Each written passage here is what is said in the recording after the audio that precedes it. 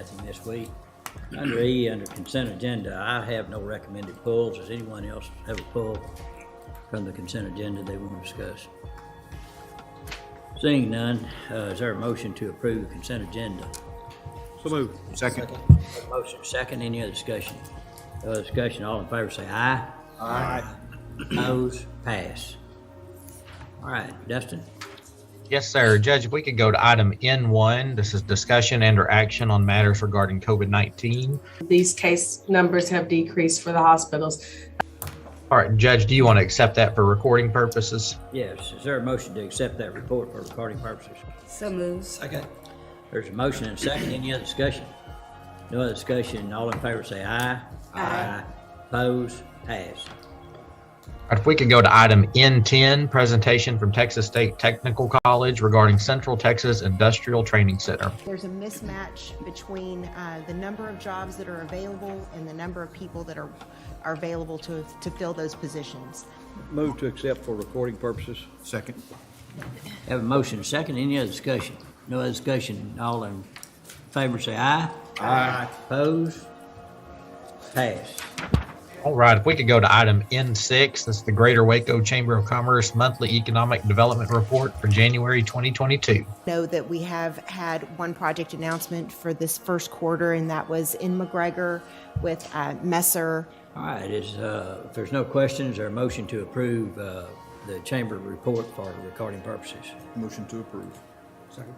Have a motion, second, any other discussion? No other discussion, all in favor say aye. Aye. Opposed, pass. All right, we can go back up to item F, budget amendments. F1's regarding the FY22 budget. Francis? FY22 budget amendments, starting with F1A.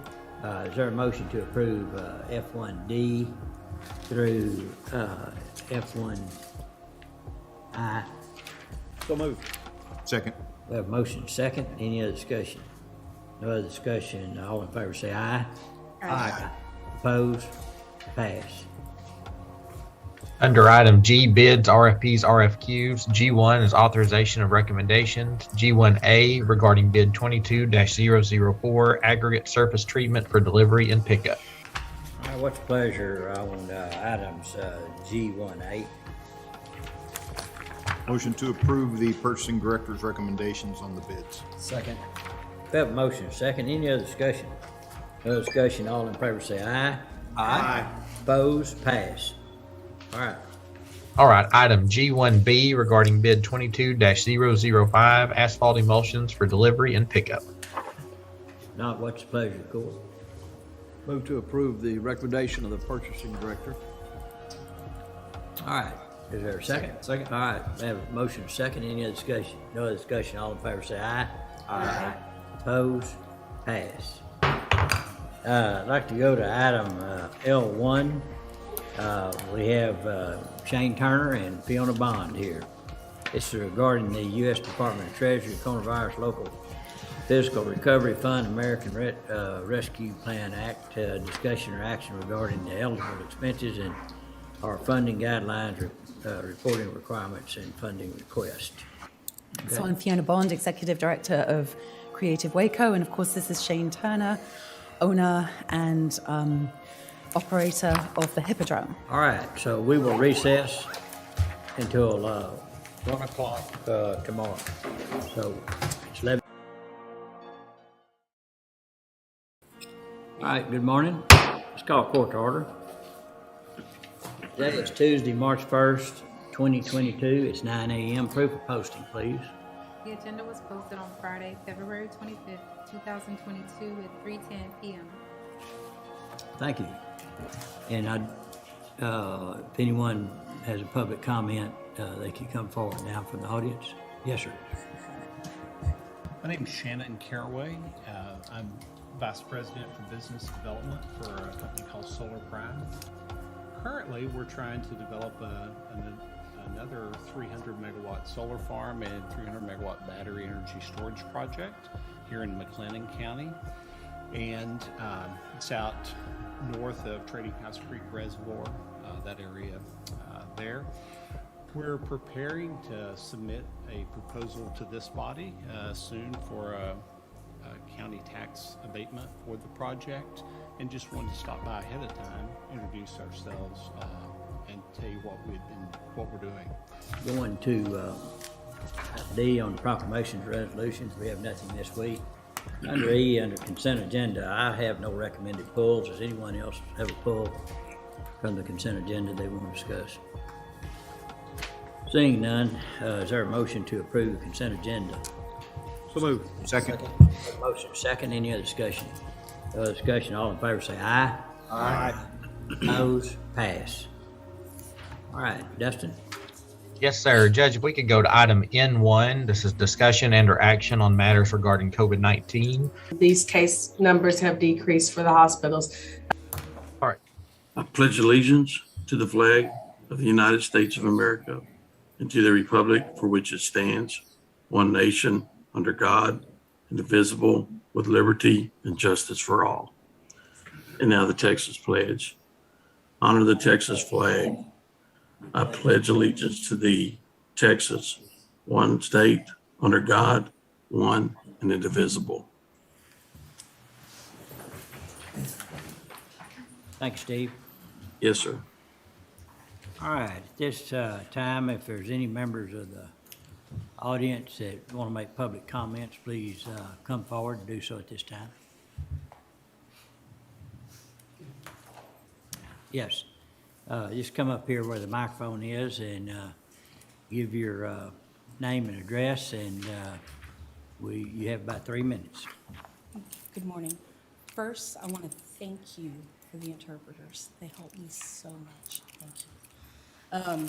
Second, I wanted to give all of you some information today about electric cars and trucks and buses, and encourage you that if you have any questions, please contact me. Thank you. Thank you. Okay, anyone else? All right, under item C, excuse me just a minute. So, Dustin, we started on the supplemental agenda first. Do we want to do those, go back to the other one and do proclamations, or go ahead and go through this? Judge, we're on the regular. We have the special agenda for the tax abatement. If it's okay, we could, I guess, recess this one, jump over to the special agenda and finish it out. But I don't know if that causes any problem for Mercedes or IT or anyone. They say no. Okay. So I think we would be okay recessing our regular agenda and then moving over to the special agenda and then starting from the top with the proof of posting and stepping through it. Right, and the reason why is because we posted that for a 9 a.m. discussion, so. All right. We will recess briefly.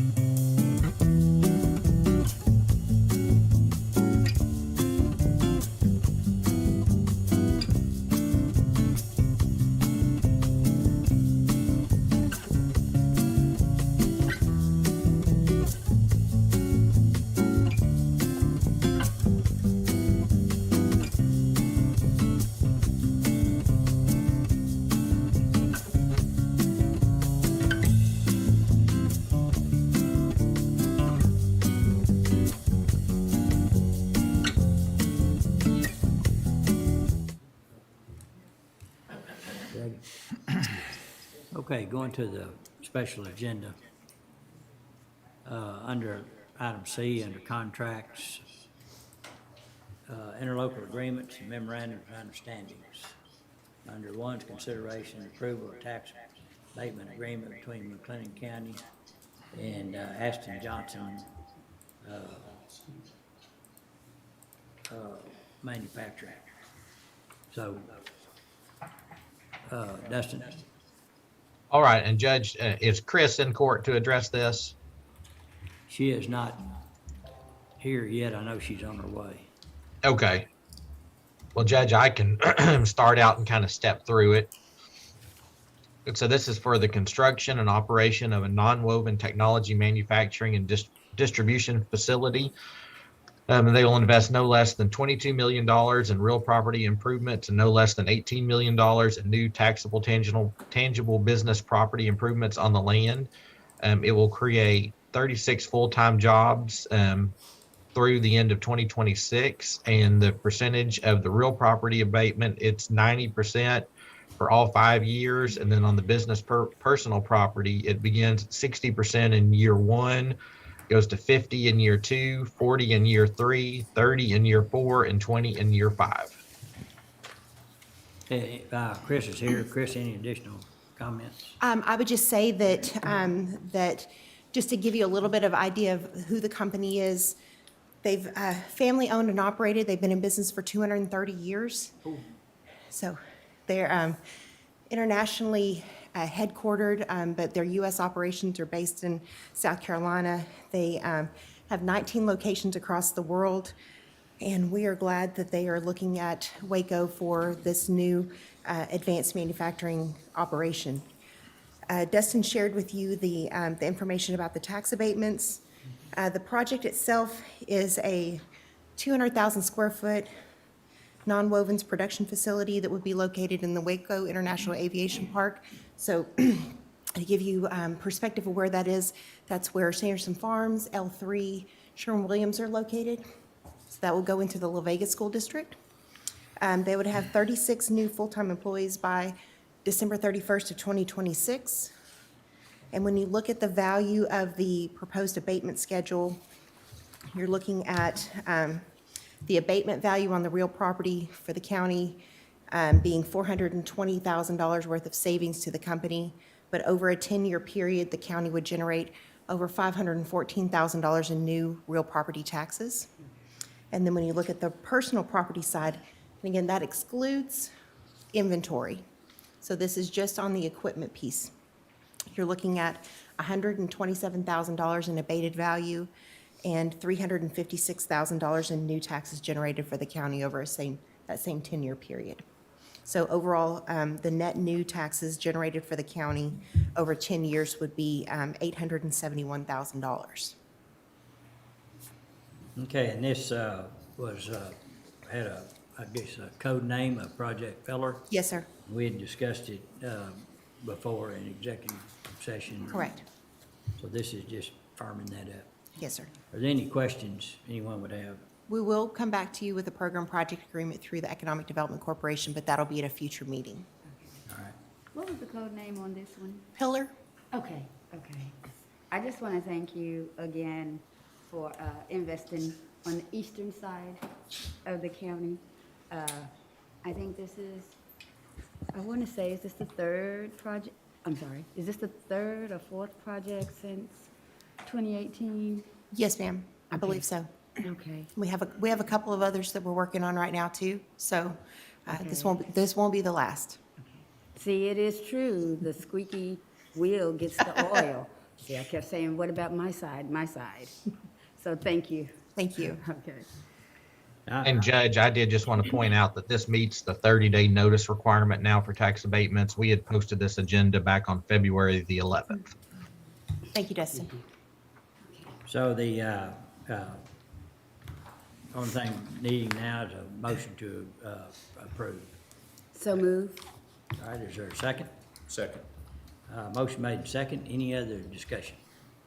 No other discussion. All in favor say aye. Aye. Opposed? Pass. Thank you. Thank you.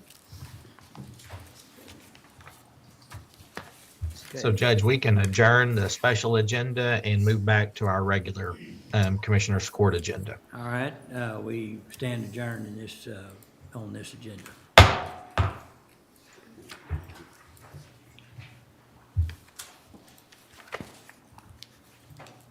Only thing needing now is a motion to approve. So move. All right, is there a second? Second. Delay, sound like some country here. Sounds like we got it right. I'm glad we reminded us of what we did. Judge's lips didn't even move. That's pretty good.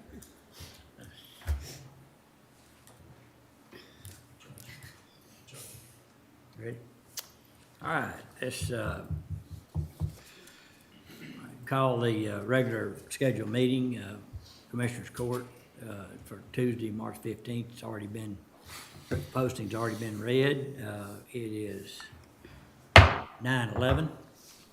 All right.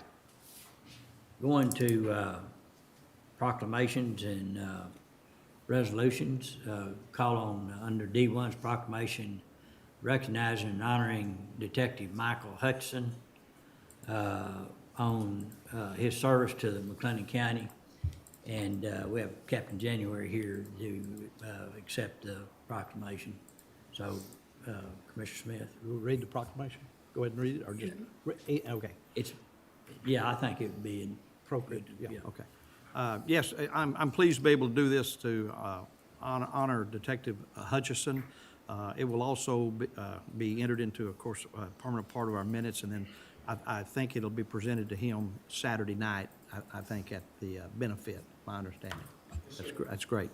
It says, whereas Detective Michael Hutchison, a.k.a. Hutch, has served the citizens of McLennan County for the last 20 years, and whereas since June the 17th, 2002, Detective Hutchison has provided McLennan County with integrity, dedication, and dependability through his career at the McLennan County Sheriff's Office, and whereas from 2002 to 2006, Hutch started his career with the Sheriff's Department as a jailer in McLennan County Jail, and whereas in 2006 he graduated from the MCC Law Enforcement Academy, which paved the way for the next move within the Sheriff's Office as a courthouse security deputy, and in 2016 he was promoted from deputy to corporal, and whereas during his tenure with courthouse security, he helped coordinate fairground security at the Heart of Texas Fair and Rodeo, and whereas in 2017 he was promoted to detective, where he serves the Sheriff's Office in the Property Crimes Division and serves as a livestock crimes investigator, and whereas Detective Hutchison is a second-generation McLennan County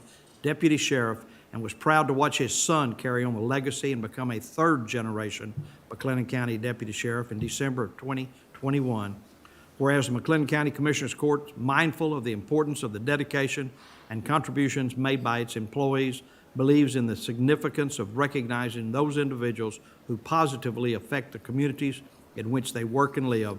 And now, therefore, be it proclaimed that the McLennan County Commissioners Court wishes to honor and recognize Detective Michael Hutchison for his many years of service to the constituents of McLennan County, and be it further proclaimed that a copy of this proclamation be made a permanent part of the minutes of the Commissioners Court. And we'll sign this and get it to you. And I want to, first of all, shake your hand. Come on up here. We'll make this look good, but we're going to keep it till we get all the signatures. Michael, you want to come up? Okay? Thank you, really appreciate it. Thank you. Appreciate it. Thank you, sir. Absolutely appreciate it. I'd just like to say one word. Yeah, please. I appreciate the Commissioner's Court that they're doing this. He's just an absolutely wonderful guy, wonderful family, and very tragic event that took place in his life. And he is an outstanding investigator. Everything you said in that proclamation is spot on concerning him, okay? And once again, thank you all for doing this. I'd like to add, yeah, you bet.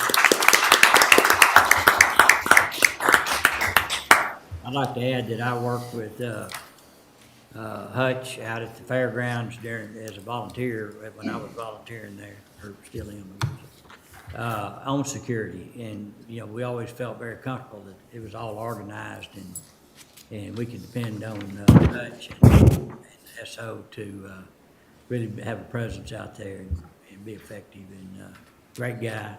real easy to get along with, really knows his business.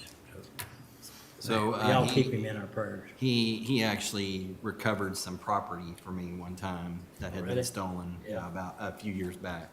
So he is a hard worker and All right, thank you. All right, next is, under D2 is, you want to yeah, we need approve that? you make a motion to approve it. Oh, motion to approve this proclamation. second.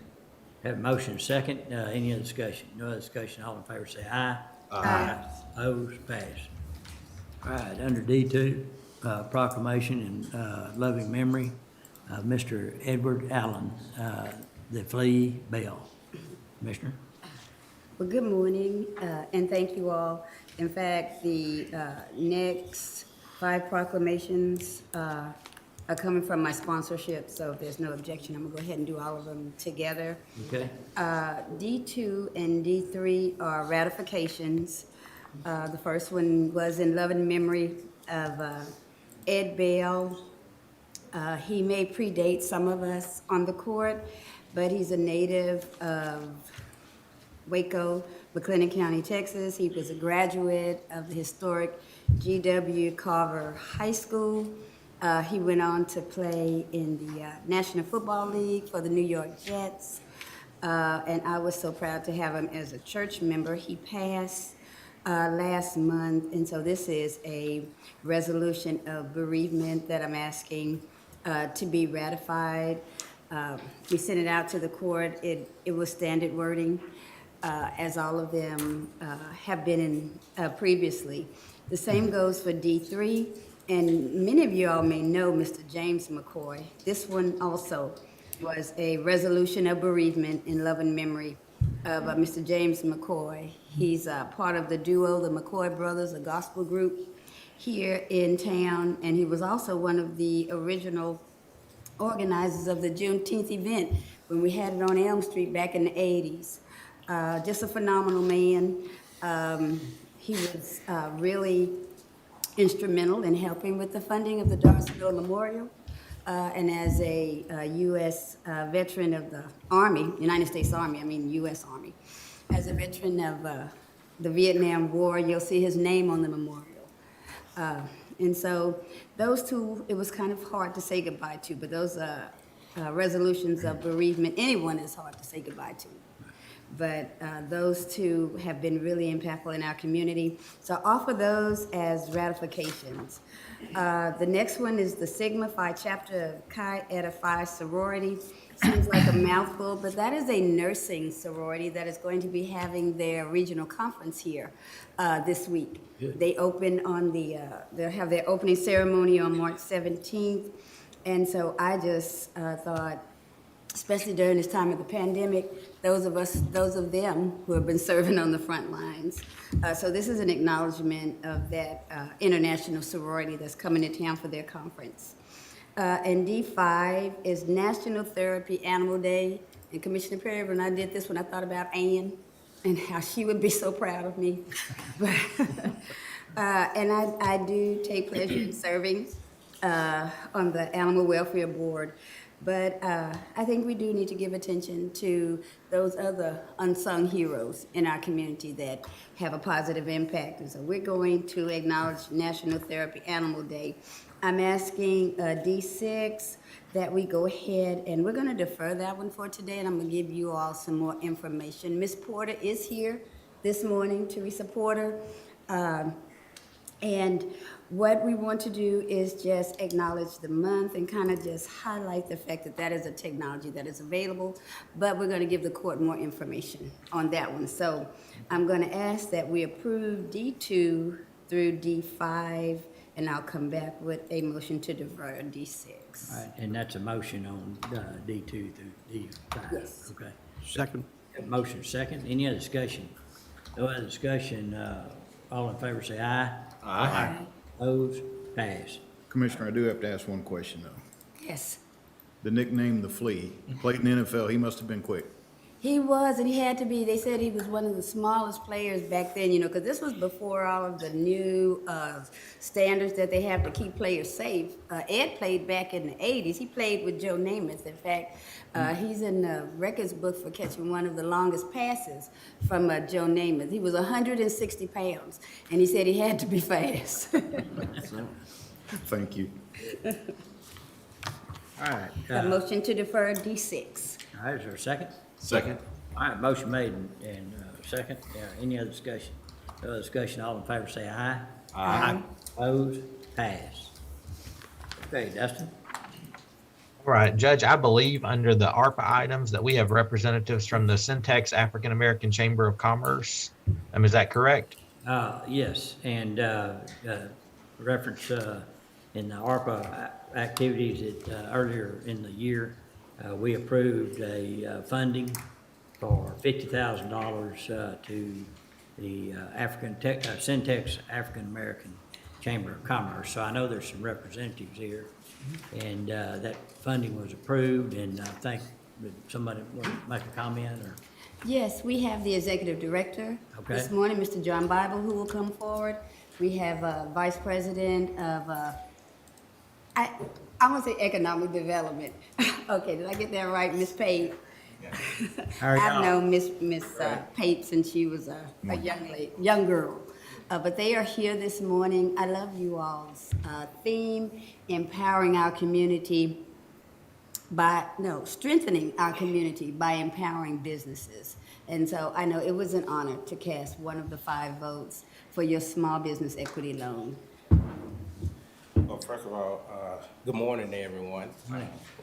On behalf of the Syntax African American Chamber of Commerce, we'd like to thank the McLennan County and the Commissioner's Court on your generous donation to our program, the Syntax Minority Business Equity Fund. That equity fund was created during the pandemic, and it was to strengthen a lot of the small businesses in our county so that they could overcome a lot of the hardships that were going on during that time. But the program has taken off, has reached tremendous heights. Last year, we were able to give out $85,000 in small business grants to local county businesses. And we are just ecstatic to have your support, not only to our organization, but understanding the importance of advocacy and what a small grant can do for a small business. I mean, $2,500 can change the trajectory of a small business. And so we appreciate you taking the time out, thinking about how needed that program is. It's going beyond the pandemic now.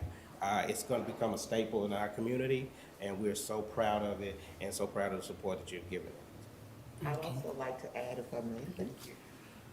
This opportunity to receive this award has helped us meet a fundraising goal as well. We had initially wanted $100,000 to kickstart the campaign, so the $50,000 award has taken us over that total, and we will be reopening the equity fund later this month and doing distribution next month. That's great.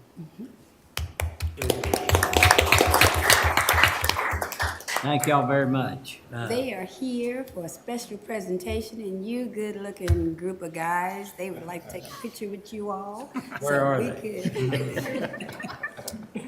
Okay, so how do you want to set it up? You want to sit? You want us to go up there? You want to bring them here? Or? Okay, Mrs. Smith says yes, we should go. More room up there. All right.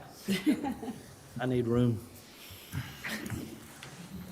I take Miss Peg is a phenomenal organizer, so she's gonna establish what this is. Thank you. I have all faith in you. Judge, can I get you over here by Mr. Bible? Okay.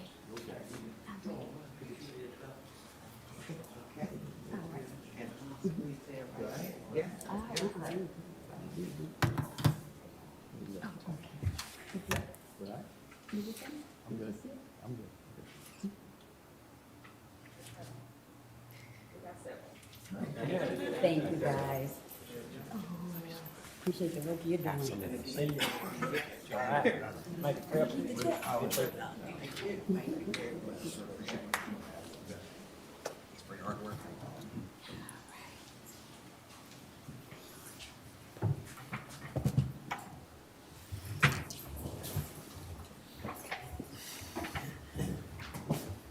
I don't think that was an action item. They just came for the presentation. Right, thank you. All right, Dustin? Yes, sir. Judge, I believe David Quinn is in the courtroom, so if we could go to item N5, this is public power pool discussion and/or action regarding procurement proposal for electric power supply.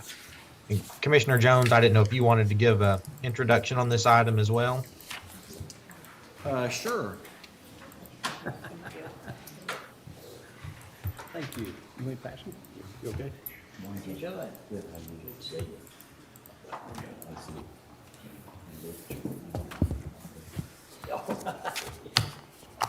Hey, David, don't feel lonesome on you.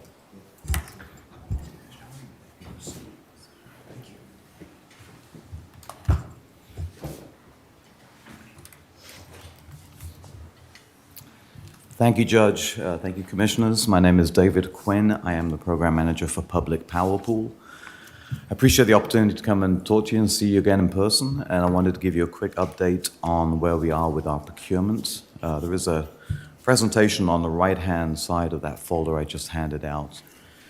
The last time I was here, we had begun a group-wide procurement, and a year ago, we were in the closing stages of that procurement. We had sent out the RFP to every registered retail electric provider in the state. We had negotiated contracts with a short list of providers that have been approved by the P3 board.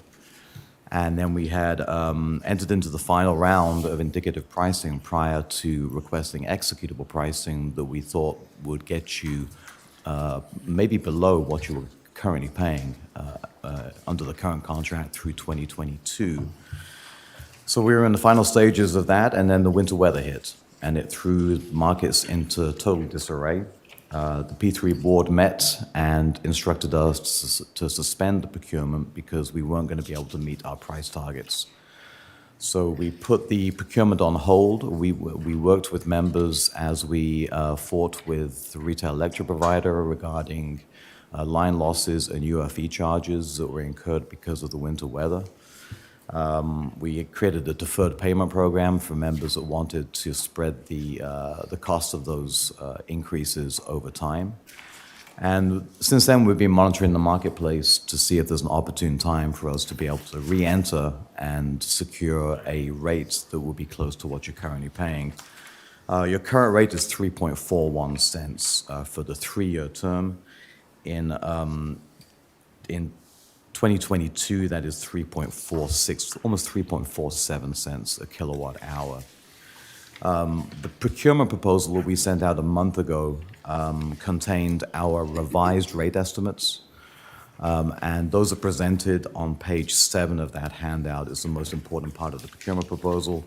It identifies a ceiling rate, which we are unable to go beyond in order to be able to procure. We have to come in below that ceiling rate. And you can see there that the ceiling rate that we identify for a 3-year term would be 4.33 cents. For a 5-year term would be 3.85 cents. For a 7-year term would be 3.36 cents. And for a 10-year term would be 3.12 cents. Now, we have always done significantly better than our ceilings, which is why we identify the expected rate in the column to the left. And those rates are lower at 3.68 for a 3-year term, 3.46 for a 5-year, 3.2 for a 7-year, and 3.03 for a 10-year.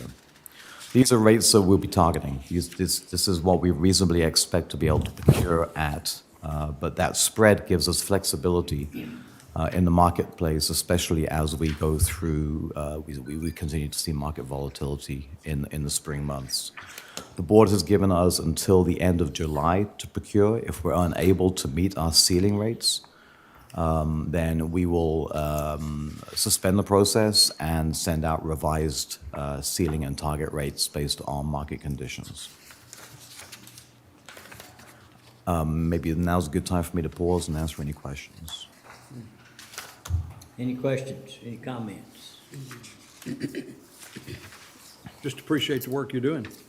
Absolutely. Thank you. We work for you. I'd like to add that, so last February's winter storm was an unprecedented event, and P3 did a really, really good job of sort of walking us through these line loss charges that we ultimately had to pay, but they negotiated hard with our current provider, and that's they're real hands-on and real really in tune to the market and things like that. So. Thank you, Commissioner.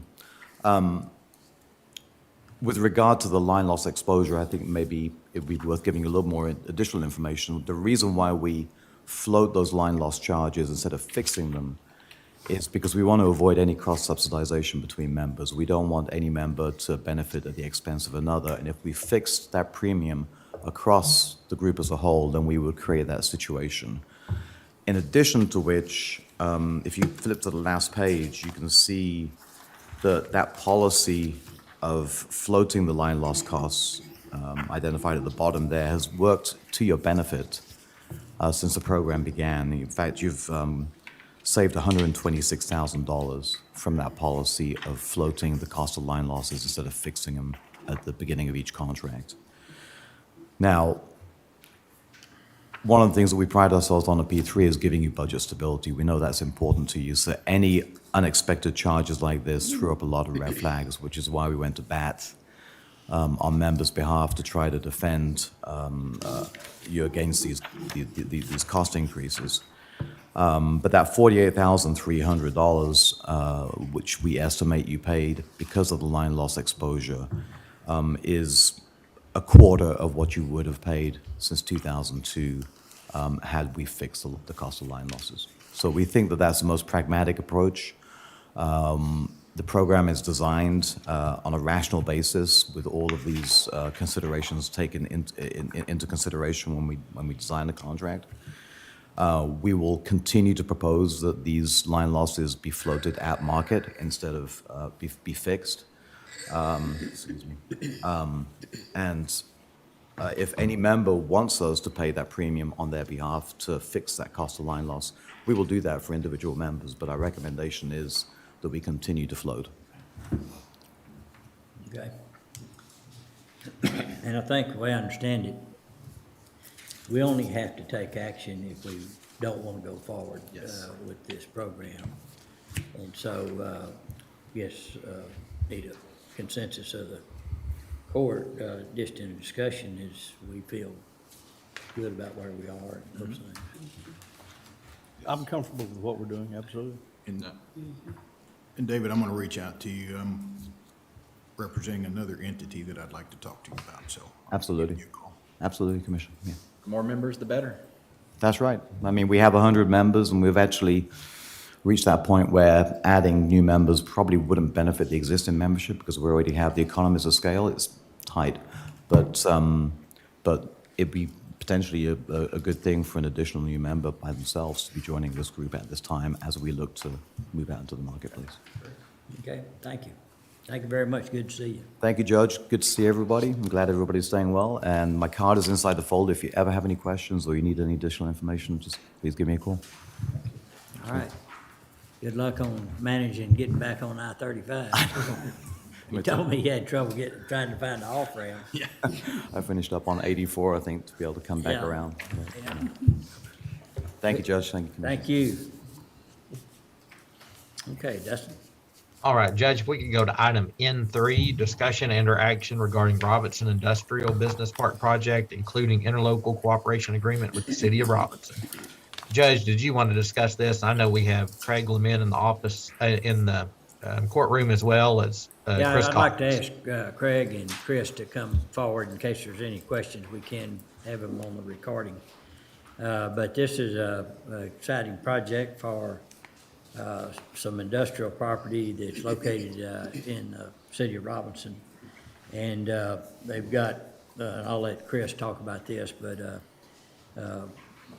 strong prospects and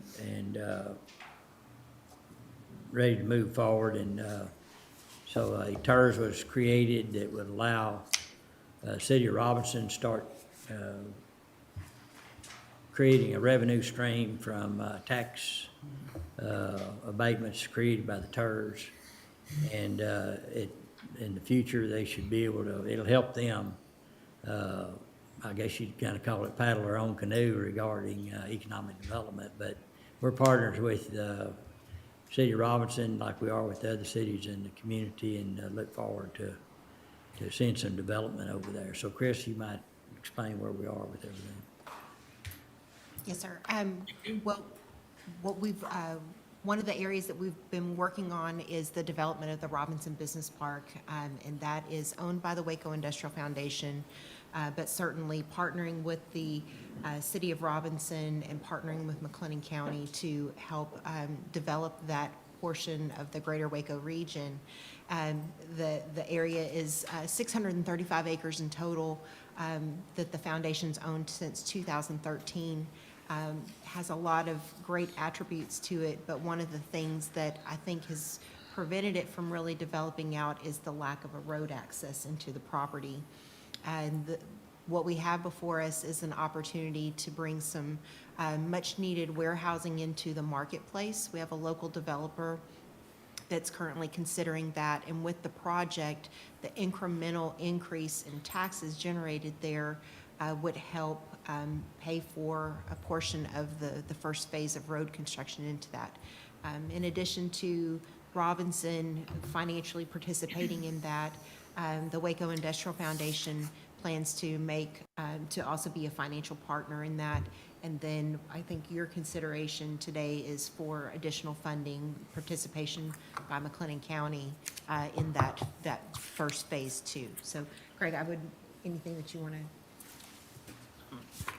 Yeah, I would just tack on to what Chris said, that we've had a lot of meetings with a lot of different potential businesses looking at that site, and the first question they always ask is, what about a road? What about a road? And we say, well, if you pick this site, it'll create future increment to allow us to start moving forward and building a road, but I think there's always other sites that have a road. And so we've had this discussion. As Judge Felton said, we did create the TERS. The problem is we're not seeing the increment grow because we're not getting any development on that site, which is really the core of the TERS. So in discussions with Chris, the city and the Industrial Foundation decided we have to do something. So we're actually, the City of Robinson actually stepping up using city funds to contribute our portion of this roadway to just kind of a catalyst to get it moving forward. We feel like the biggest deterrent of making something on this property move forward is that. And once this road is there, and we're only building half of it, we're going about halfway, and the county's contribution will allow us to do that. Without that, we'll have to shorten the length of the roadway by about 500 feet, which will get us a little short of halfway. So we definitely appreciate your consideration on that. We think it's a great piece of property. There's a lot of interest in it. It just, we can't get over that hurdle of not having a road. Right. Commissioner Smith, you Yes, have sir. done some research on this. Yes, sir, absolutely. It's a wonderful location, right across from Baylor Scott and White. It's ready to develop. It's ready. Everything is there. The electricity's there. The natural gas lines are there. It's got the water lines. It's got the W. Mars reclaimed water line there, which is big. W. Mars sewer lines there. All it needs is a jump start, a way to get in there. And part of the cost, to understand that driven this cost is the requirement of TxDOT to put in a deceleration lane on that service road or that area right there. And that's driven the cost somewhat, hasn't it, Craig? Correct, yeah. We estimate that we're gonna have to put about a 562-foot deceleration lane there along the service road, which has, it's about $500,000 additional cost to this project for that That's what I thought. It's deceleration. driven the cost, but it's a great opportunity. It's a great piece of land to develop. And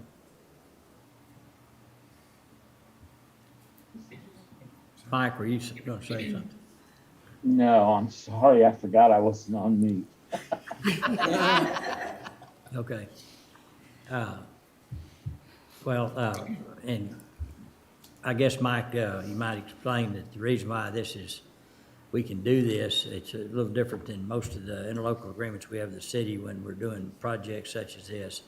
The reason why we can do this is because of the economic return back to the Right, the transportation code has a provision that says that the county can participate in road construction and maintenance, et cetera, inside of the city if the city consents and the Commissioners Court determines that there is a benefit that flows to the county from doing it. And of course, the benefit that flows to the county from doing this is economic development. They have people that are ready to go pretty quick right now, but once you get an entrance in, that's gonna open up a whole new level of people to start to look towards that as a place to locate. Okay. All right, and kind of for the record, funding commitments here are $2,500,000 from the city's TERS bonding that they've issued, and then $1 million from Waco Industrial Foundation is their contribution, and then $500,000 from McLennan County. Are there any questions or comments anyone would have? All right, is there a motion to approve this action? So moved. Second. We have a motion and second. Any other discussion? No other discussion. All in favor say aye. Aye. Oppose? Pass. Thank you, sir. Thank you very much. Also, and Robinson will be working on a TERS 2 proposition to come before the court that we'll do in April. So, thank you. All right, Dustin. Yes, sir. Judge, if we could go to item C1 on the supplemental. This is regarding the mill service agreement with Trinity Services Group, authorization of mill price increase request for the Highway 6 and Jack Harwell Detention Center. Ken, did you want to give an intro on this? Yes, let me find my papers. And Judge, I know we also have Steve Wirch from Trinity Services in the courtroom as well. Okay. Which one is that? That's you? Okay. All right, you might come forward, sir. Thanks, sir.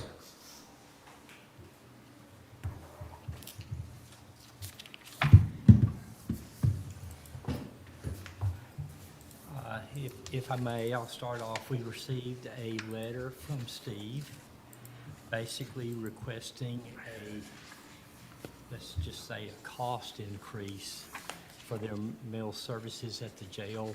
It was addressed to Ricky, and they are requesting an 8.7% increase now, not waiting for what has normally been a CPI increase, generally looked at around July. I've kind of taken a look at this. I looked at where the CPI is right now. I think their request is legitimate, that, just looking at the overall CPI increases in the last year is up in the 7.5% range. And as they stated in their letter, they were also, they provided some salary increases to their people. And I think we all know from our own experience, right now to keep good people, you sometimes have to offer more money. But salary is not part of CPI, right? Right, that's correct. So I have talked extensively to Steve. What I didn't want is come to the court requesting an 8.7% increase for them, and then they come back in July and ask for a CPI increase on top of that. He sent a letter yesterday evening, basically stating that they would hold these prices until September. 6 months. Now, they're not saying that they're going to ask for an increase after 6 months, but they want to be able to take a look at it. And the way things are going up, again, I thought that was a reasonable request. Again, I'm bringing this information to the court. If Steve has something he would like to share, please do so. Again, we're just trying to work through the mechanics of it. I will tell you that they've done an excellent job far as taking care of the kitchen. And I don't know if you know some of the history, and I hope that TJ's on the line where he might add to a little bit to this discussion. But we were having large expenses on keeping the mechanics up in the kitchen, and now that Trinity has taken over, that has been reduced greatly. And their efforts are much appreciated, I'll tell you that. Yeah, I would have to second that, Ken. Leadership in the kitchen has been incredible since Trinity took over, and we've had far less issues as far as equipment failures go and repairs that need to be made. So they've saved the county some money on the top end of things. And if I may, this is Ricky. I would like to voice an opinion here as well. Y'all recall all the issues we had a couple years back when we changed food services. Trinity came in and rescued us and has done an outstanding job since then. We've talked extensively with them about staffing and keeping staff and hiring, and it's tough. Everything's tough right now. And they came to us with this CPI, and I advised them they would have to go in front of the court because of the amount, or anyway, just for the increase. But we're very pleased with their service, and I don't know what the court can do, but I would like to at least look into it.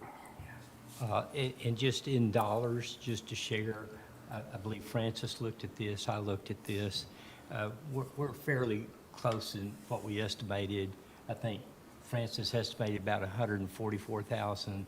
I was a little bit higher at about, and I rounded off a little bit, about 150,000 for the year with this. Francis doesn't know how to round off. She's against her constitution.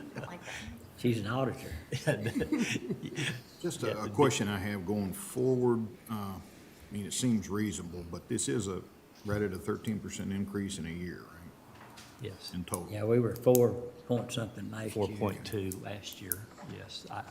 And that's why I went ahead and tacked that on to the numbers I was looking at. I don't know that Francis did, so.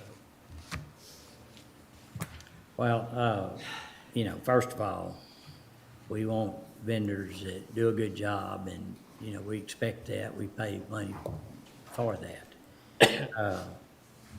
I do understand, and because we're experiencing it too, what inflation has done to us as well.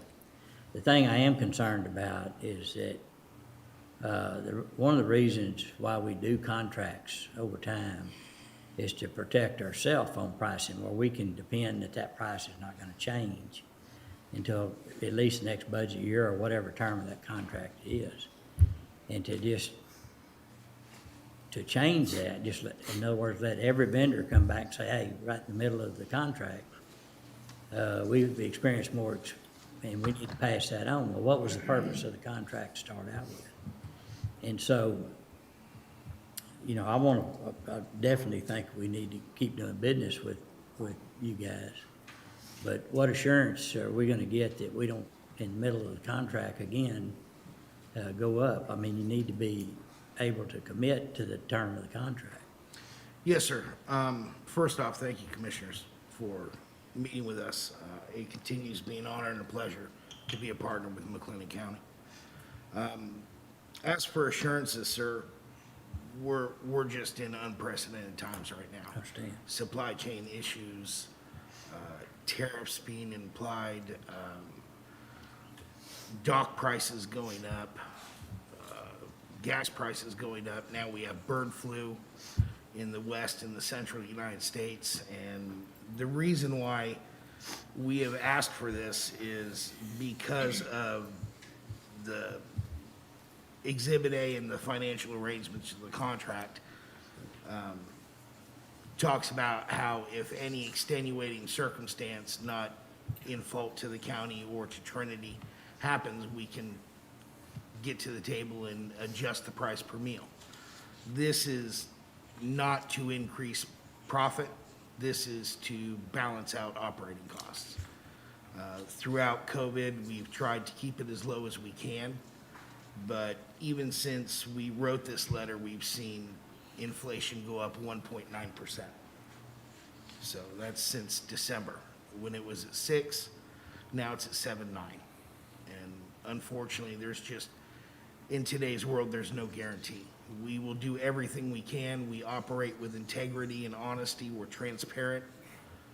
We've given Ken and Mr. Ives and the team all of our inflation rates. We've shown them what we've increased the wages in order to retain the people that are providing the service for you. And that's just unfortunately what it takes in today's world. We will continue to operate with integrity. We will make sure that we're trying to do everything we can to keep the costs right for you. Unfortunately, this is just the cost of business right now. Other questions, comments? I just had one on the pup sack meals. Yes, ma'am. I think, and thank you though for being here this morning, but Oh, I yes, think ma'am. this is a Ken question. Is that for the prisoner utilization program? The pup sack meals? It is for the guys that are out in the field. Yes, ma'am. The work release programs? Yes, ma'am. Okay, but we don't have any out in the fields. No, but We might. it's still It's just, there. that's what the cost would be when we go And- back to committing to that program? Yeah, and when we started in 18, you had them. Right. Right, So that's why the price is there. okay, so if that program were to come back, We then still this is need that it. price increase on that meal? Yes. Okay. Let me also, let me share this also. Mhm. This is the last year, or 2022 is the last year of that contract. We'll be having to rebid.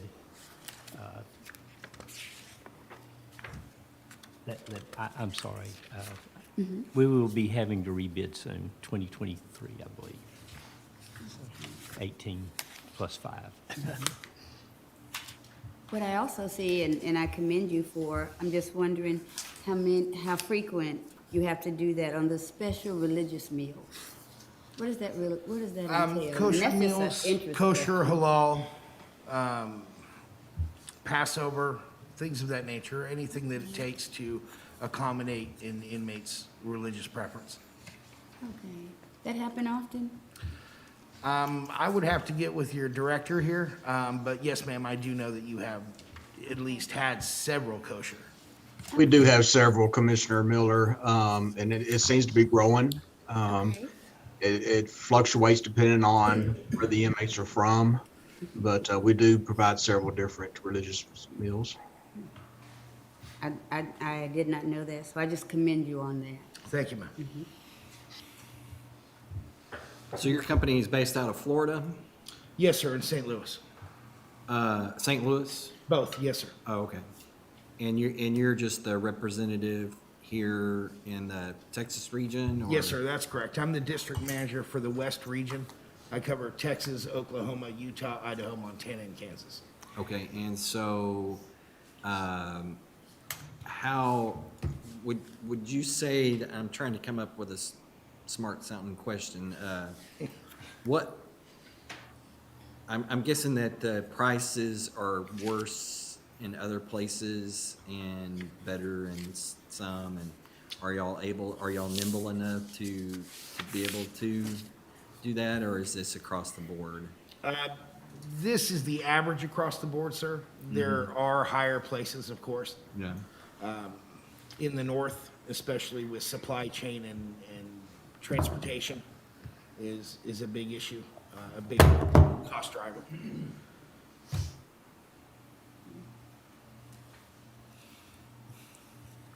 And Ken, did you say you had a recommendation? Well, I would 6 recommend months. that we stay with them at least the 6 months. So meet their request Yes. for 6 months. Then we can maybe take a look at it at that time, whether go up or down. Or go back out for bid or something, so. Okay. The contract Like the is COVID through issue. what date, Ken? I think it's through 2023. If we offer this in 18, it's 5 years. Okay. Is there any trigger in the contract that would allow either side to pull out Yes, sir. early? There is. Okay. Well, I do know that there's a shortage on supplies. We've seen it hit us in various things that we have to purchase. We just saw it with the culverts. So I understand the constraints that you're under. Thank you, ma'am. And share again, I'm seeing it in the CPI figures. I mean, again, like you said, it's already gone up more in 1 month. You know, generally, we were looking at possibly, 3% increases for years in the CPI, or even a little bit less. Last year was a little bit higher at 4.2. Now we're at, I think I saw a figure of 6.7. 7.9. And now it's 7.9. When I was looking at it, just a different place, it was 6.7 and now it's 7.9. So, I mean, literally half again as much on what we normally expect in a CPI increase. And it's just going up so rapidly, it's hard to pick a point, pick a target. And what I'm sensing somewhat is I think everyone's understanding of where we're at. I just hope that when this peaks and declines, you guys are as fluid, changing the prices. Sir, I look very At forward to more having that times. conversation with you. So, I just want to make sure I think that's what I'm feeling here is we get that, but Yeah. we don't want to, that's the new level, that's the bar set here, now we go from there. If we, Yeah, right. and it's not transitory, we know that, so we're going to be in this for a little while. Yeah, we certainly don't want this to be the new norm. Unfortunately, it's just the cost of business in today's world. Everybody knows it's Putin's fault anyway. Well, and let me share one more item, is I tried to push Steve to guarantee this for a year, and his team wouldn't go for that. Yeah. So that's why we're where we're at. Well, we do understand that, and we understand that circumstances cause you to look at things differently than you normally would. If you commit to a contract, you try to stick with it. And Yes, sir. This is different. We understand that, but I think Commissioner Perry makes a good point that, we want to get back, we all want to get back to Yes, sir. something that we can depend on, but we do expect, under normal circumstances, that people stick to their commitments like we have to stick to ours. So the point is, if we have inflation going another direction, we want consideration on that. Absolutely. Cost of goods sold, we understand income statements and balance sheets. And if we don't, we ask Bill and Francis, and they'll tell us. But, so what's the pleasure of the court? Make a motion to approve the request. Second. All right, I have a motion and a second. Any other discussion? No other discussion, call for a vote. Commissioner Smith, Aye. Commissioner Miller, Aye. Judge Felton, Aye. Commissioner Jones, Aye. Commissioner Perry. Aye. Pass. Thank you, sir, and appreciate the sir. good job you guys are doing. Yes, sir. Our pleasure. All right. Thank you.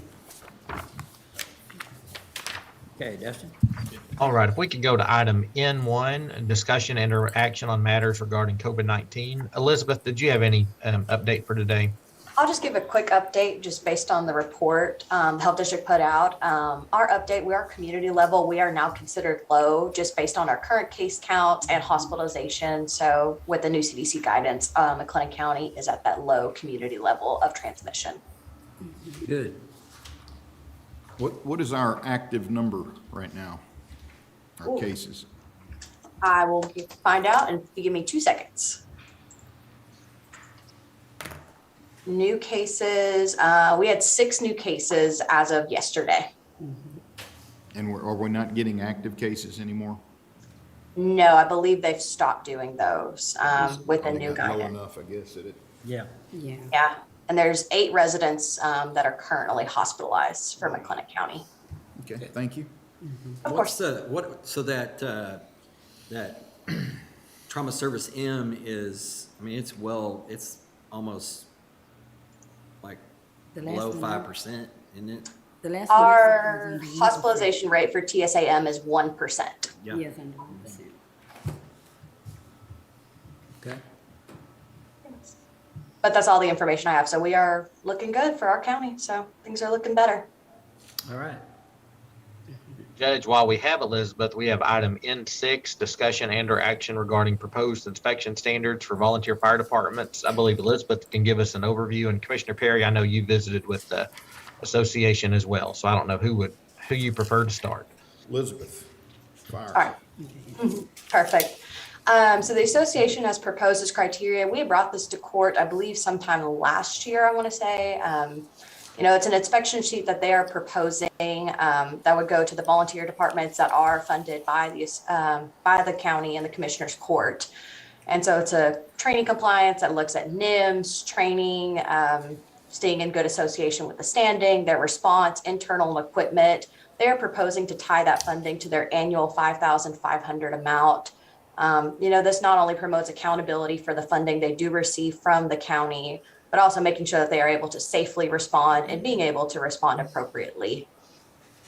They've already started the inspections for this year, and they are planning to provide a copy of the report to me so I can show you guys where all the departments did stand on the current inspections, and they should be wrapping those up by the end of this month.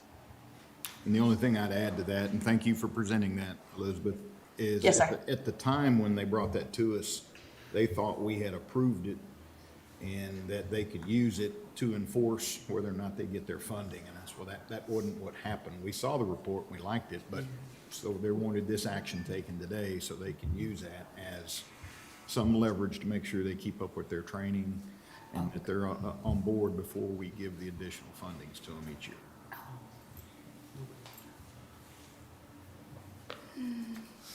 Okay. So what would be the action item? I would make a motion that we approve the McLennan County Volunteer Fire Department Association to use the documentation that they presented earlier in court on training and making sure that they're up to date on their training. They use that as a decision maker as to whether they get their funding. All right. Any other thoughts or comments, questions? Judge, Yes. again, this has been brought up before, but,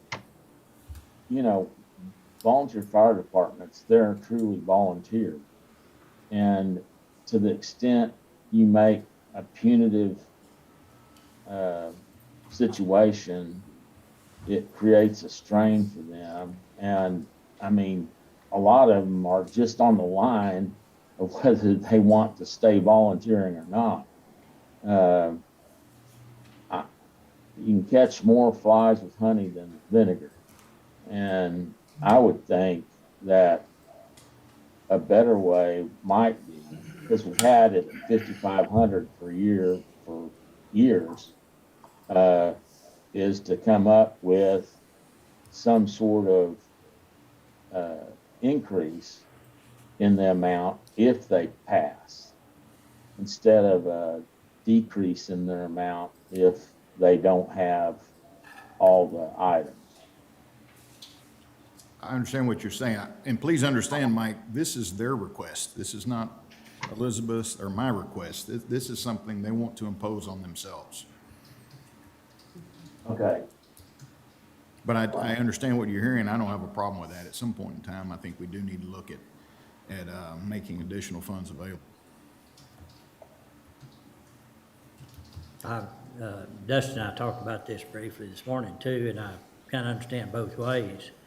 But in volunteering, it's not uncommon for volunteers to do certain types of training, especially in life safety issues like this. If there's I agree that as you go into these things, there needs to be maybe some leniency or at least consideration for leniency going in. But I think the long run, it seems like if the organization thinks it's a good idea, then I don't know whether we need to be second guessing them.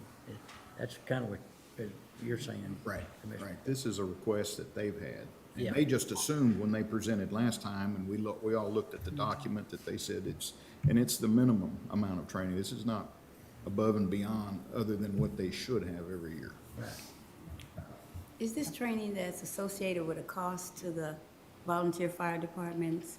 And I asked that question kind of through the light of, we saw the danger in not having training with the West, issue. And so, especially that these are volunteers that we're asking to place their lives in danger.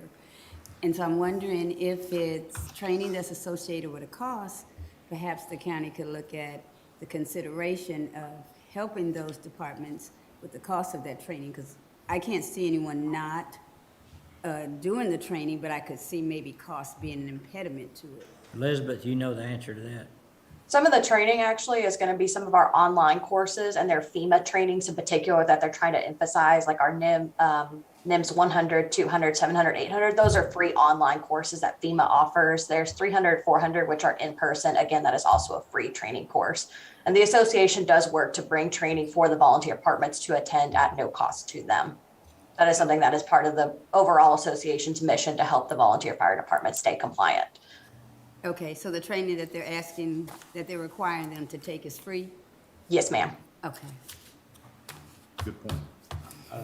Judge, I definitely agree that if it's something the Volunteer Fire Department Association has requested we look at, then we certainly need to give that our consideration.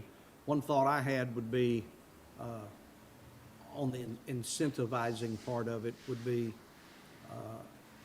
if there was a way to fix a percentage. In other words, what I'm understanding is if they fail totally, they don't get the money. Is that correct?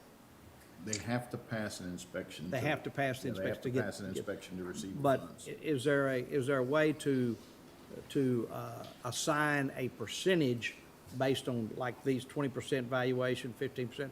Is there a way to present or to come up with a percent that they passed?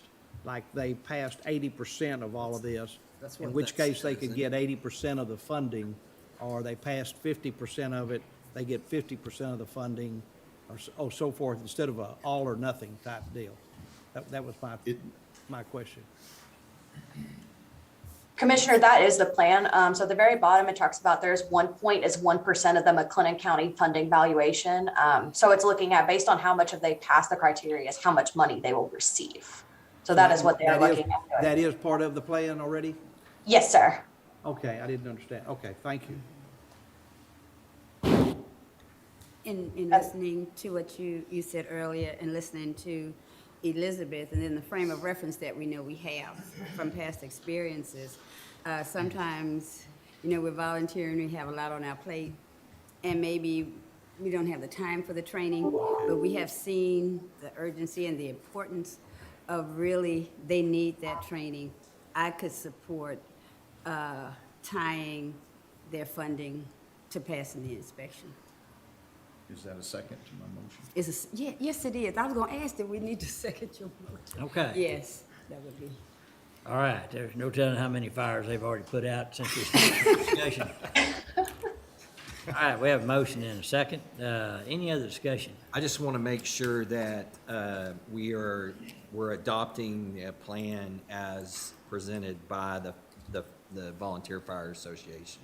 And I understand that's correct. That is the exact, Okay. that's their Yes. request, All is right. what we're looking at. Great. All right, any other discussion? All in favor say aye. Aye. Oppose, pass. Okay, let's go to the consent agenda.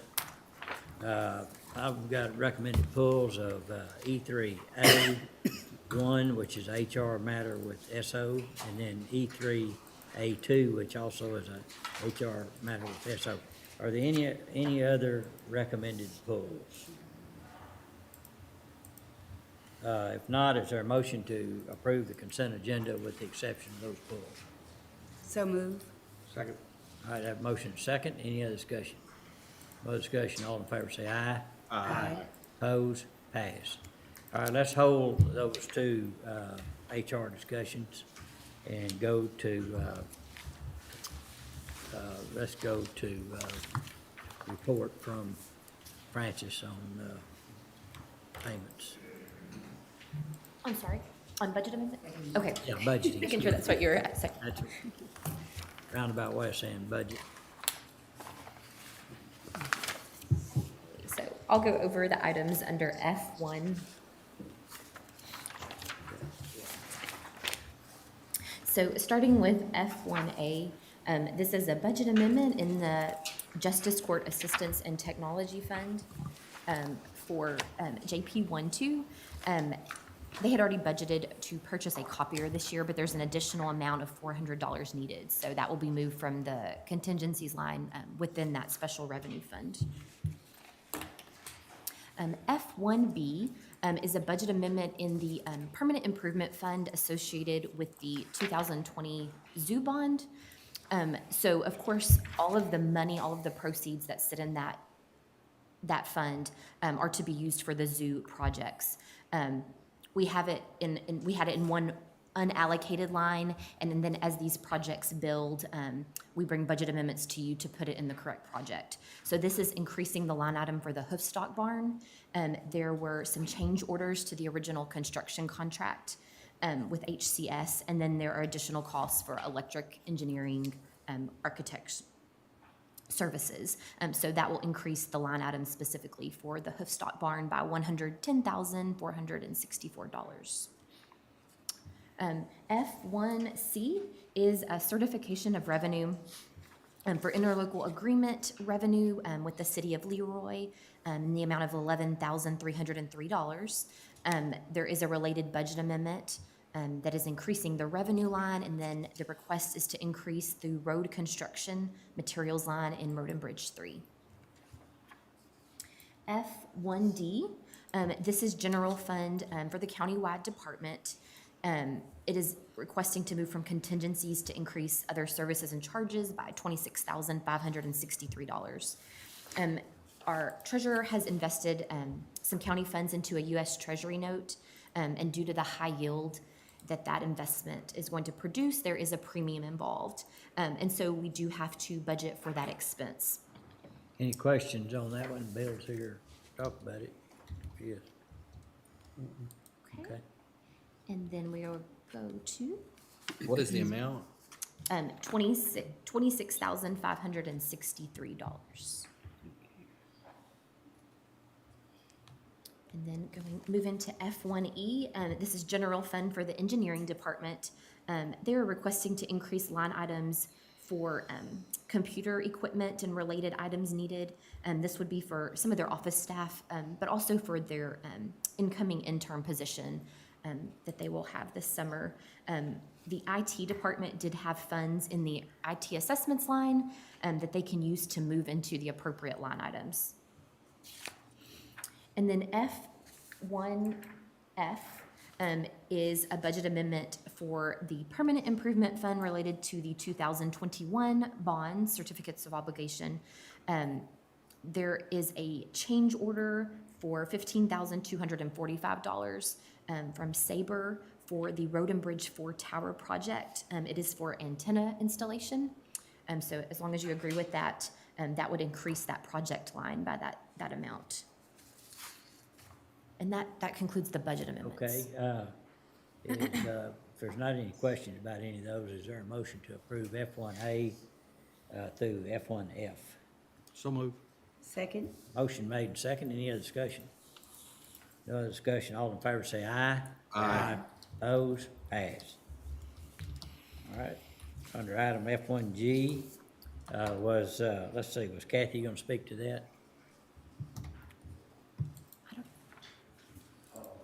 Judge, I know, yes, she is on. Okay. I can, yes. Ever since we, PNC took over from BBVA, we have had difficulty getting change orders timely. We've even had to go out to banks other than PNC to try and beg for change. And so we've had conversations back and forth, both the treasurer's office and our office, with our bankers.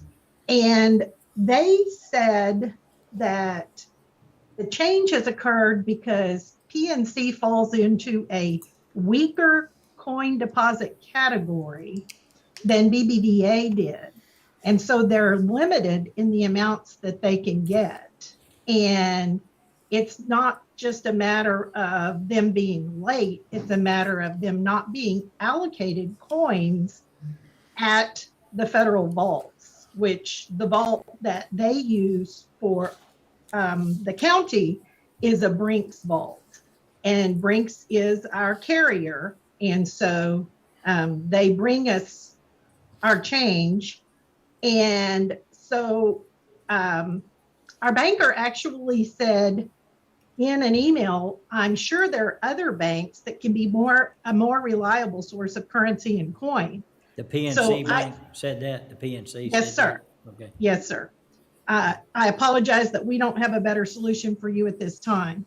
And so I don't think that we want to change banks in the middle of our contract for depository bank, which I understand just renewed last year. It may be something that we want to look at. I don't know. I can't recall what the term is for the renewal, but a quicker fix that we came up with in conversations with Bill Helton was to increase our change fund so that over time we can develop a backlog of it's $1 bills and quarters that we need just because of the nature of the business we do in our office. So daily we're depositing larger bills and then we're putting in change funds for coins and smaller bills. Okay. And so we have a big vault in our office and then we have a little vault within the big vault. So it'd be very secured to keep it in our office as a backlog. So we don't have to rely so much on the armored car service. Okay. And like she's, oh, sorry. Go ahead. I was just gonna say, like she said, there are very strict internal controls in place that we Right. monitor and audit. And then that's also, of course, included in any cash count Okay. that we conduct in the Bill, offices. if you'll come up here. The question I have for Bill, it sounds like the bank, our depository bank, PNC, is okay with this. Do we need to amend the agreement? I mean, I think it's what you gotta do to fix it, but you tell me. Right. It's whether you have several small orders or one big order. Yeah. And they just need to go to a larger amount of change. Right. I didn't see what they asked for, but I'm pretty sure that I could provide you a precedent, which I'm not comfortable discussing in open court, where there is larger amount of money, in a vault, in a safe. Right. And so a lot of the currency. And so what they need is what they need. Yeah, that's right. And so I would just put a lot of faith in their request and provide them what they need. With regards to the depository situation, what we have is we have depositories that become more efficient. They are really driven towards efficiency. And those that are not efficient go out of business. And so it creates inconveniences many times for their customers. And so, but they're always constantly trying to increase that bottom line. Right. Trim expenses. This, I think, may also be due to the fact that there's a shortage of change in circulation. Yeah. But there's lots of reasons. So. It could be, but, I mean, I would recommend to the court that we also, I support what the request is and what Bill is saying. And, any other considerations in regards to amending the contract, whatever can be done, after that. Well, this decision our could bids be last made. time, it was a no-brainer. I mean, Okay.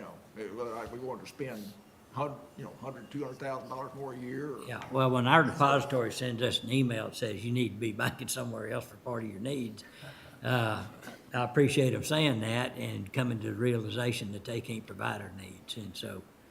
And things have changed since the depository being. Yes, they built. are. It's They a have, different- and I- Different bank, actually, so. As we, when we do consider looking at depository, with it, we look at involving more community banks that can Right, I would react love to to. be able to go to a local Yeah. community bank. Yeah, One of the things is, though, we use services which require a big investment in infrastructure. And so I always think of farming. If you're gonna have a $500,000 piece of equipment, man, you better be using that piece of equipment. you better have lots of land to use You it. better have lots of land, that's what I'm saying. And so you're talking big banks. Yeah. And so it's, but that would be something, the little banks, though, are catching up, Yeah. They're getting. Safety and security and efficiency doesn't always line up with good service, so. Right, the local banks Yeah. have service. Well, I was looking over your treasurer's report, investment report, and we've got a lot of money with local banks, and they would love to give us any kind of service that we want. Right. But they can't handle the large amount. So, I mean, it looks like dual relationships are the thing They, multiple they relationships. have to match their demand for money with their deposits. Yeah. And we've really only got three banks that are able to work with the county. Yeah. And so, but it's loan to deposit ratio. Ratios, yeah. Okay. All right. Any questions or comments? So my understanding is what we're being asked to do is to change the change? Yes, change the change amount. Okay, I just wanted to check. So, all right, is there a motion to approve this request? So moved. Second. Motion made and second. Any other discussion? No other discussion. All in favor say aye. Aye. Opposed? Pass. Thank you. Thank you. And I think, Kathy, let's see, we had one other item that, N8, Kathy, that, And Judge, it's an authorization of refund request for overpayment of real estate taxes under the property code. okay. All right. Kathy, you don't speak to that, any, understand what? An operation of the code. I think sometimes these are under the consent agenda, but it wasn't under the consent agenda this time. So the code requires, if it's an erroneous payment or an overpayment, that, and the refund is greater than $2,500, that it have Commissioners Court approval before we can release those refund checks. Okay, and these were folks overpaid. How does that, give me an example of how you overpay, Kathy. How does that happen? It was a situation where either the taxpayer paid and a mortgage company or a title company, or a title company paid and a mortgage company. So there's a lot of confusion by the taxpayers when they close on a piece of property late in the year as to who's going to pay the taxes. And so the title company might have collected the taxes and remitted them to us. And then the bill goes to the taxpayer or to the mortgage company, and either one thinks that they need to pay it. And so they also pay it. So it's generally the institution that makes a mistake. And so I know one of these transactions, and it had to do with some back taxes, and it was estimated wrong. Back taxes, I could understand. Yeah. But, title companies adjust those amounts on closing on what you pay or what you collect according to how many days it belongs to each. So it would surprise me title companies would mess up like that. It doesn't surprise me at all. Okay. Right, I was gonna. In fact, you can go up on the third floor in district court and see some of the battles about title companies' mistakes, but. Well, if it's an exact duplicate, it doesn't have to go through Commissioner's Court. But when a title company estimates and then the bill comes out for a slightly different amount, and you've got two payments, it's not an exact duplicate. So under the code, you would have two different amounts. So then it's an overpayment and we have to go through the commissioner's court. Sure. And there's, almost every year we have to do this. Yes. All right, what's the pleasure of the court? Motion to approve. Second. Motion been made and second. Any other discussion? No other discussion? All in favor say aye. Aye. Opposed? Pass. Thank you very much. Thank you. All right, Dustin. All right, moving back to item G, bids, RFPs, RFQs. G1 is a discussion and or action regarding bid on roadside cleanup. Ken?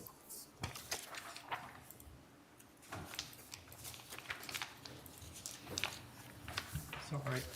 I just have a few more questions if you'll get back with me. I got some information from Jim, I got some from Ben, but I still have a couple. And Ben, I'll tell you, we have been looking for the stuff on TechStop, trying to find out what's going on there. But I will tell you also, I've also got most of a bid written.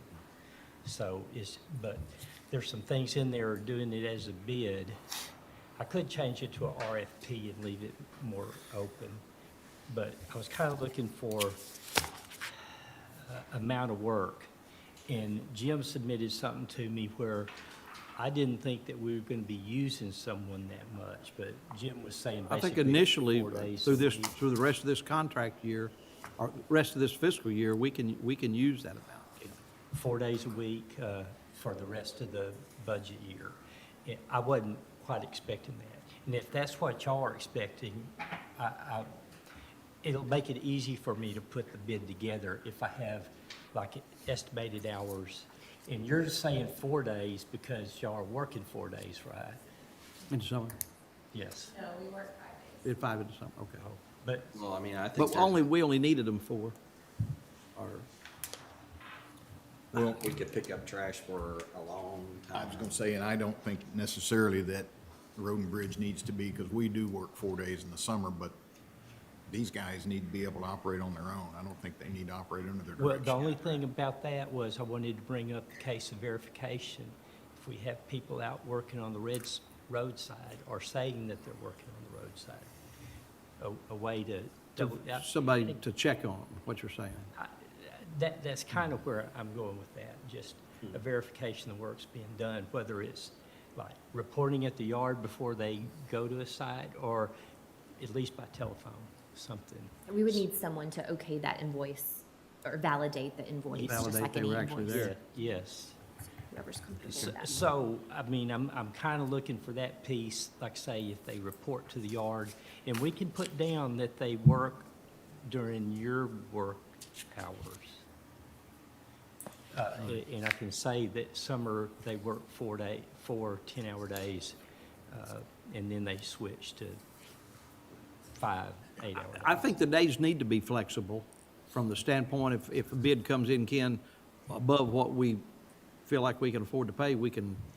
I'm trying to build that in too, but to have some, if they have to go out and hire people to do the job, they need to know whether they're hiring someone for a long period of time, or they're just short-timing people coming in and turning over. When you say long period of time, you're talking about number of days of the week, or are you talking about our contract? How long the contract is. Well, our contract's only good till October 1st, isn't it? Well, not necessarily. I mean, we can, if I issued it today, we could make it for a year from now. But I build in outs, 30-day out or whatever. But again, I'm trying to get a guesstimate for them to make the proposal. How many hours are they expecting their guys to work so that they know what to bid back to us for to charge us? And I'm not trying to tell them how many men either. I'm just saying we need men, we need probably a vehicle, a trailer, they need safety vests, and then whatever else that they need to do it. But I just want an hourly rate on how much they're going to charge us to go out and do this roadside pickup. Right now, I use two of my guys, a part-time guy and a full-time guy. We work 410s, and they go out every day. We give them certain sections of the precinct, like we might put them in the Axtell area. This week, we might put them in the Riesel area. Another week, they work the full day, and there's enough trash out there to keep them busy. If we're all kind of in agreement with that, I can work with that. I'm just needing some kind of parameter to work with. Hey, Chrissy's worked very, very closely and gathered numbers, and I want to hear her thoughts on that idea, not I would number say of we men. don't need an hourly rate, because then someone is going to have to verify a timesheet. I would say you do a per day rate, and they give a list, and it's a per day. So if it only takes someone 4 hours to get an 8-hour job done because they hired 4 guys to get it done, that is what I would think you were looking for. Because I think whenever you start saying this guy worked 10 hours a day and we're verifying it compared to a This per is an day. outside vendor though, right? It would be an outside vendor. Yeah, so we wouldn't deal with any of that side of it. Right, but They if would you just want a bill us. per hour rate, who's gonna verify that they were there for 10 hours that day?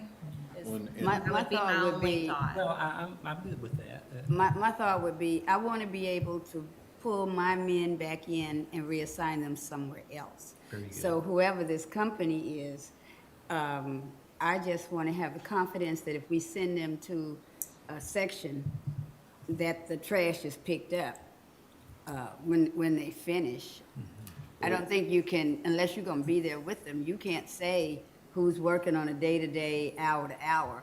But I do know that when we ride back over on those areas, the trash is up until, the next dumping. Sure, that's a verification, and again, I'm just bringing that up, just so that you realize, because we need some, even if it's a day rate, we still need to, maybe someone go check that they actually picked up trash at that location on that day. And I think for the foreman, they would give them a list of roads that need to be run That's our that day, intention. and that would be And- a Yeah. verification of And it. and they'll keep a keen eye on this, because this Yes. is, they're not having to do it anymore, so they're gonna be willing, but it's very similar to TxDOT bids out mowing contracts.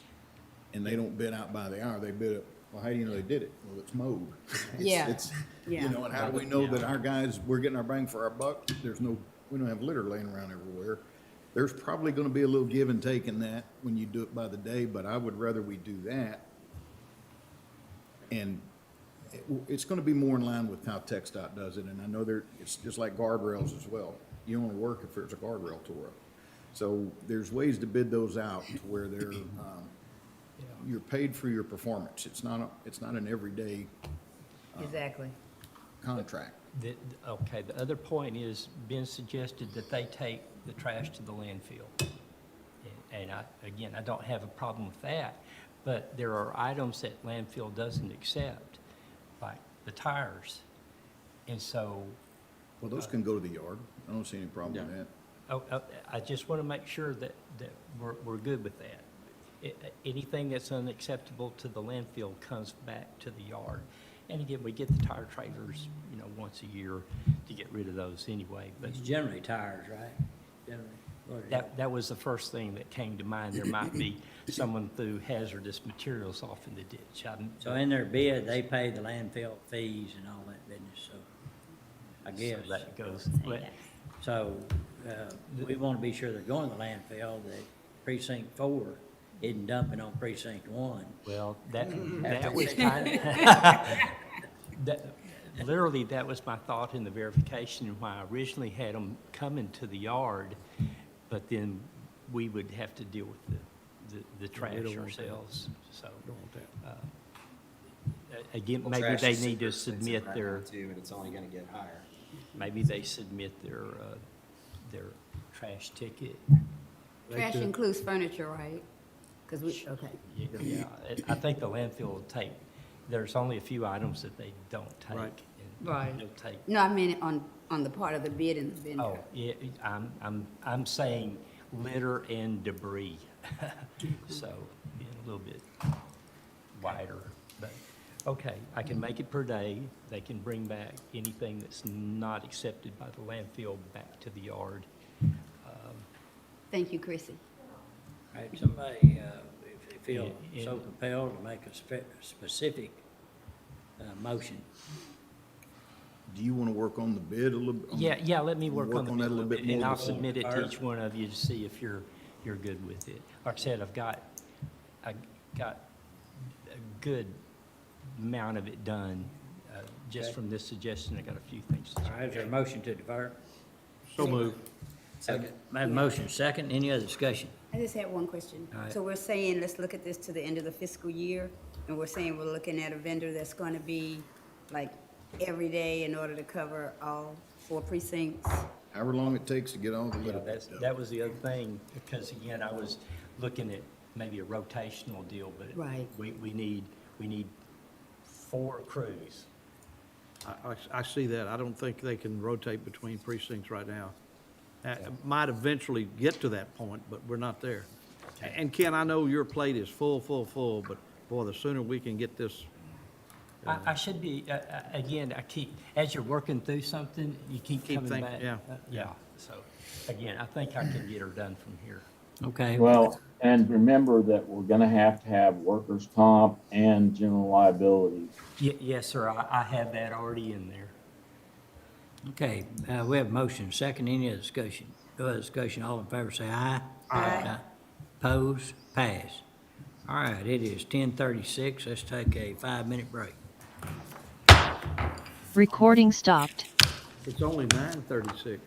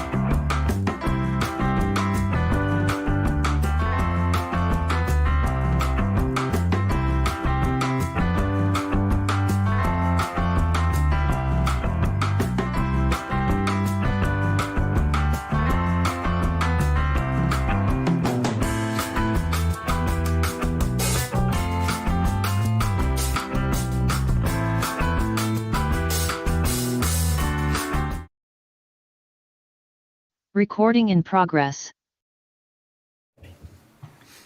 Okay. All right, it's 10:46. Let's call court back in session. All right, Dustin. Yes, sir. Judge, under item H, contracts, interlocal agreements, H1 is authorization of sales order agreements and service agreements with CTWP. H1A is regarding Justice of the Peace Precinct 1, Place 2 copier, and H1B is regarding County Court at Law Number 2 copier. All right, Ken? before we get into that, there were still discussions on working out issues on the last item. Is there anything else that, y'all, Ken, you understand what everybody Yeah, I'm asking sorry. on that contract? I think we're good. I'll write it out and then submit it to you and then look for any changes that you want to add. Okay, thank you. All right, proceed. Okay. Literally, we submitted more paperwork here than probably what we needed to. Technically, I know it has X marks by the sales order agreement. Technically, our PO takes the place of their sales order agreement. What I really needed signed was the service agreements. And for Justice of the Peace Precinct 1, Place 2, services agreement is for 60,000 black and white copies annually at a total base rate of $534 and with a 0.089 cents overage cost. And this is an annual agreement from 2/25/22. And if you allow me, I'll go ahead and talk about the Yes. other one. Yes. For County Court at Law 2. Again, there was a sales order agreement. I don't really need you to sign that, but I do need the service agreement. And it's calling for 36,000 black and white copies at a base rate of $252. And overage cost would be 0.007 cents. For color, they're looking for 2,400 copies, and the base rate is $168 annually, and their overage cost would be 0.70 cents. And again, this was from 3/9/22. And, Judge to sign. okay. All right, that's items H1A and H1B. So we're not approving a new copiers, just the, I issue a PO for those, which we do the maintenance agreement separate from the purchase of the, so we've already purchased yes, we're just doing the maintenance, okay. yes. Okay, thank you. All right, what's the pleasure? Ken, did you say 0.70 cents for overage on that 70 cents per copy? No, for the black and white overage, it's 0.007 cents. On No, but I mean on the color. Color is 0.07 cents. 7 Okay, cents I a thought you said 0.70 and I was like. I'm sorry, 0.07.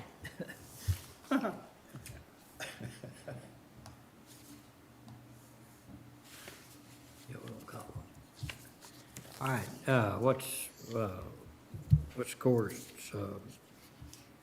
We have a motion to approve these. We haven't yet. So moved to approve H1, A and H1B. Second. All right, we have a motion and a second. Any other discussion? No other discussion. All in favor say aye. Aye. Oppose? Pass. H2 is authorization of monitoring agreement renewal with L&M Electronics for JP Precinct 3. Ken? We had a little confusion on this maintenance agreement. At first, we understood that they had it taken out, and then we understand that they still had it.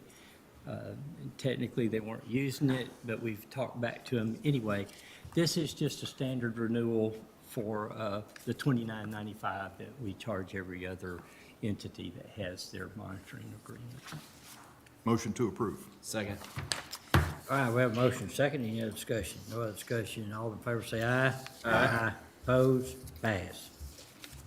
H3 is authorization of engagement letter with Gabriel Roeder Smith and Company and North Central Texas Council of Governments for other post-employment benefits and Governmental Accounting Standards Board 75 valuation reports. Francis?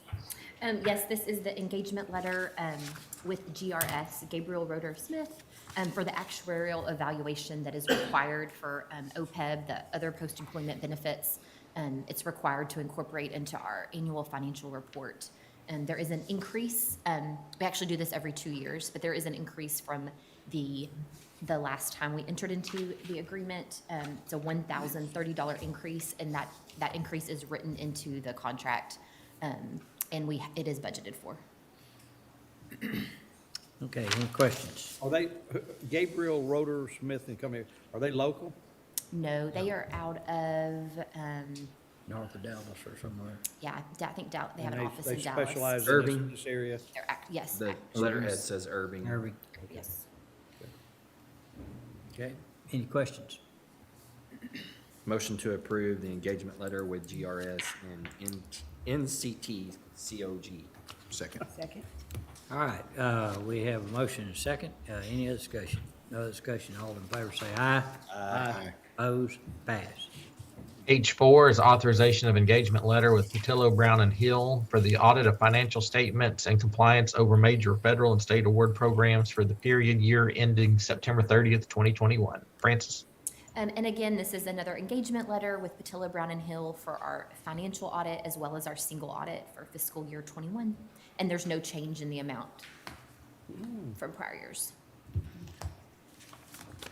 Okay, any questions or comments? All right, what's the pleasure of the court? So moved. Second. Got a motion second, any other discussion? No other discussion, all in favor say aye. Aye. Opposed? Pass. All right, Dustin. H5 is authorization of rider to terms of service with Archive Social for social media archiving solution for record keeping and SB 944 compliance. And Judge, N10 also goes along with this. That is authorization of amendment to the social media account management policy. Lisa? Thank you.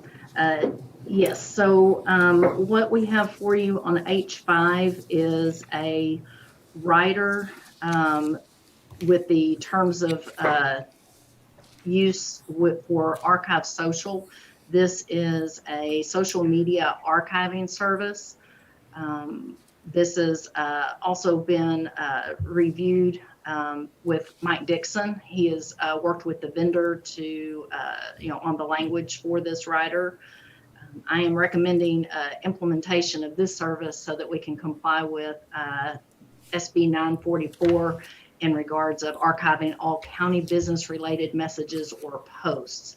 So this assists us with our social media sites. This technology makes it easier to locate information requested from, for public information requests. It gives us a consistent method of archiving, and this would also save offices and departments from the individual responsibility of that action. IT is in support of this, using this technology, and I believe I speak the same for Mike Dixon. This is currently used on media sites such as Facebook, Twitter, YouTube, Instagram, etc. This is used all across the nation. We have some local entities that are using this product. We have City of Waco, Waco ISD, Brazos River Authority, and so we would like to recommend using this product here for McLennan County. Currently, we have 3 officially recognized and approved social media accounts with our departments. We did take a poll in February, and there are a number of other accounts. I believe there are about 12 more that we feel like would qualify for archiving if those departments would come forward and request approval and recognition as an official McLennan County account.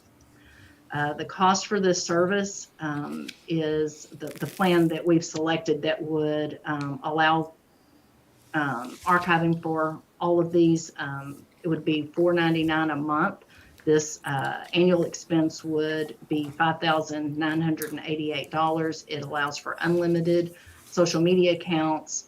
It does have a maximum of 3,500 new records per month. The organization will work with us. If we were to exceed that periodically, they don't penalize us for that. But if it is a repetitious, if we exceed that repetitively, then they would want to come back and discuss an upgrade to that service. This service also offers a risk management feature that David Ives has communicated would be helpful for the sheriff's office.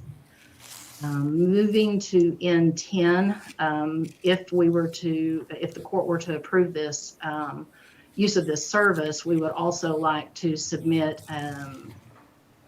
amendment to our current social media account management policy.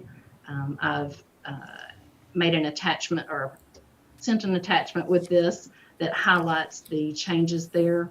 And this would be under roles and responsibility. We've added a request that access should be granted to information technology for the purposes of preserving these county-related social media records for compliance with SB 944 requirements.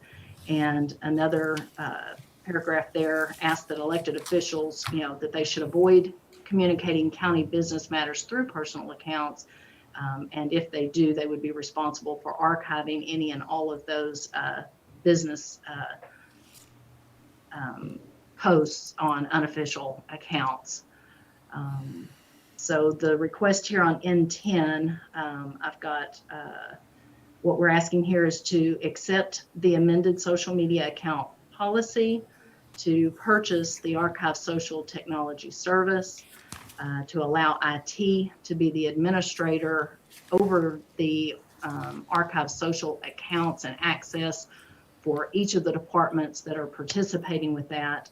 Those departments would manage their own records and have access to that. IT would just set up those permissions and assist them in use with the tools within that product. And lastly, to have a notice sent from legal counsel to elected officials and department heads regarding the policy change and their responsibility to archive those posts or discussion regarding county business. All right, under item H5 and N10, are there any questions? Yes, sir. Lisa, why would somebody, why would we want to make it not required that if they're using our network and they qualify that they not be listed as an official McLennan County account for the purposes of archiving? What's the thought behind that? If it qualifies? So the standing social media policy was instituted with the thought that, at that time we had some different offices that opted to communicate with the public in that manner, and they wanted to have links placed on our county website. So in order to be allowed to do that and represent McLennan County, we created this policy so that they would have to come before court, get that acknowledgement and authorization to be recognized that way, and then we could put their links on our page. At the time, I don't believe SB 944 was considered when, I'm not quite sure on the timeline of when each of these things came out. And initially under SB 944, those considerations were more in regard to county employees using their personal devices to communicate county business and to be responsible. Well, first, the policy states that they should. Lisa, let me interrupt you for one second. Okay, go ahead, Mike. Commissioner, what this is those other accounts, they're not linked to us. They're not linked to our website. So what they have to do is come in. If they're looking like an official account, or tell them to do, they have to come in and get approval from the Commissioner's Court to link to our website. And then they can use the Archive Social tool.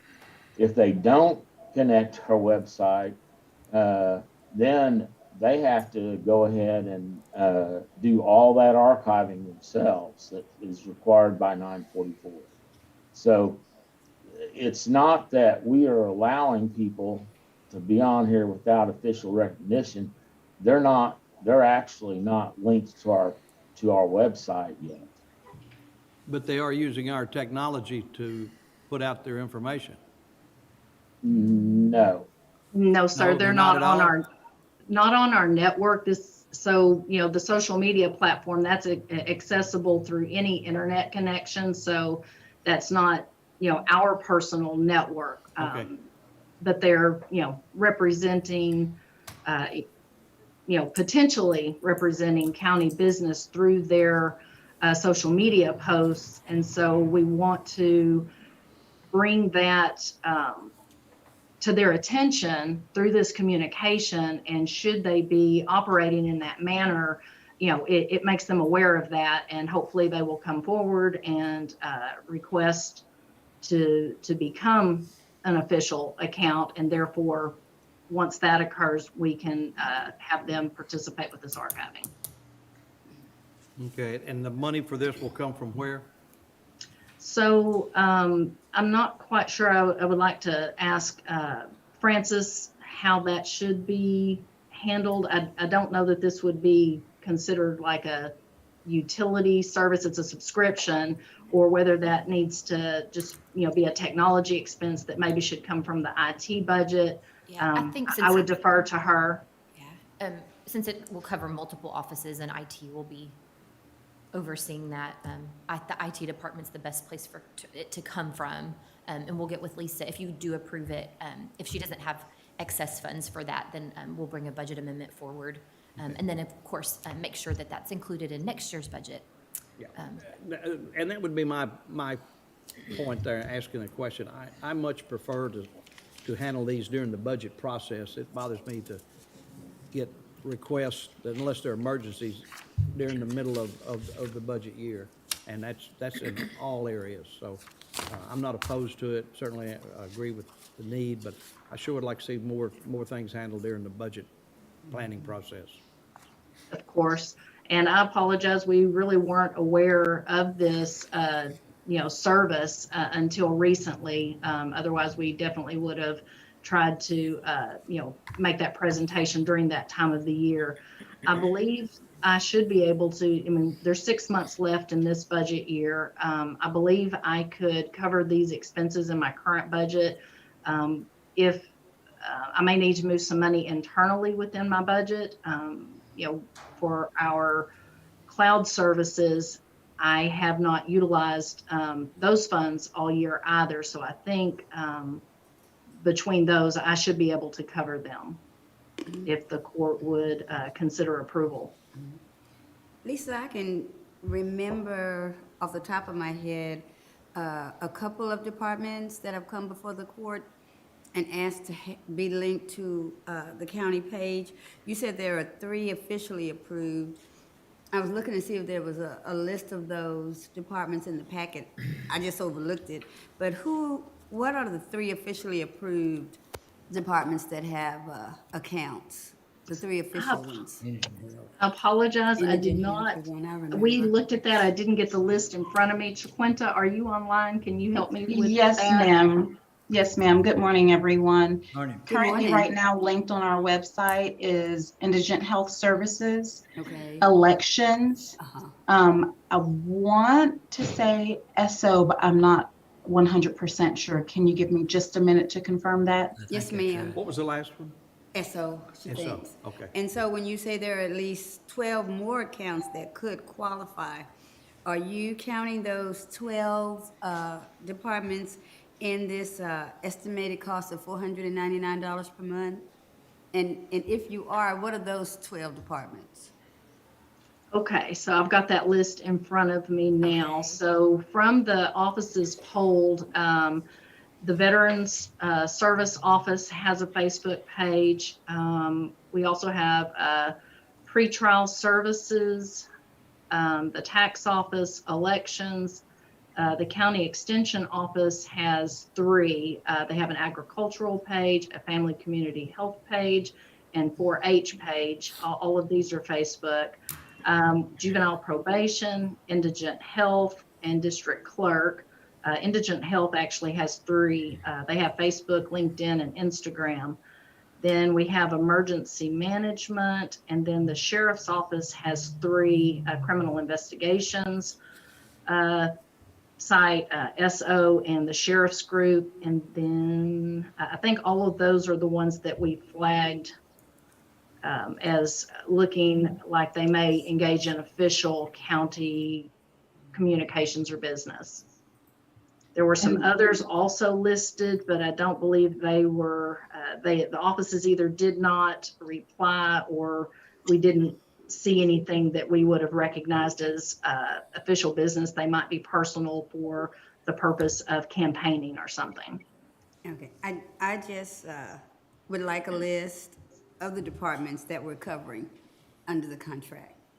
That's what I'm trying to ascertain, the departments that Okay. we're gonna cover under this contract. Would we, we've had the initial response of what exists, but I don't, Dustin, were they polled for their interest in utilizing this service? Did that come back in your communications? No, it was just merely just checking to see what all was out there. And pretrial, excuse me, real quick, is the 3rd office that is actually linked on the county's website.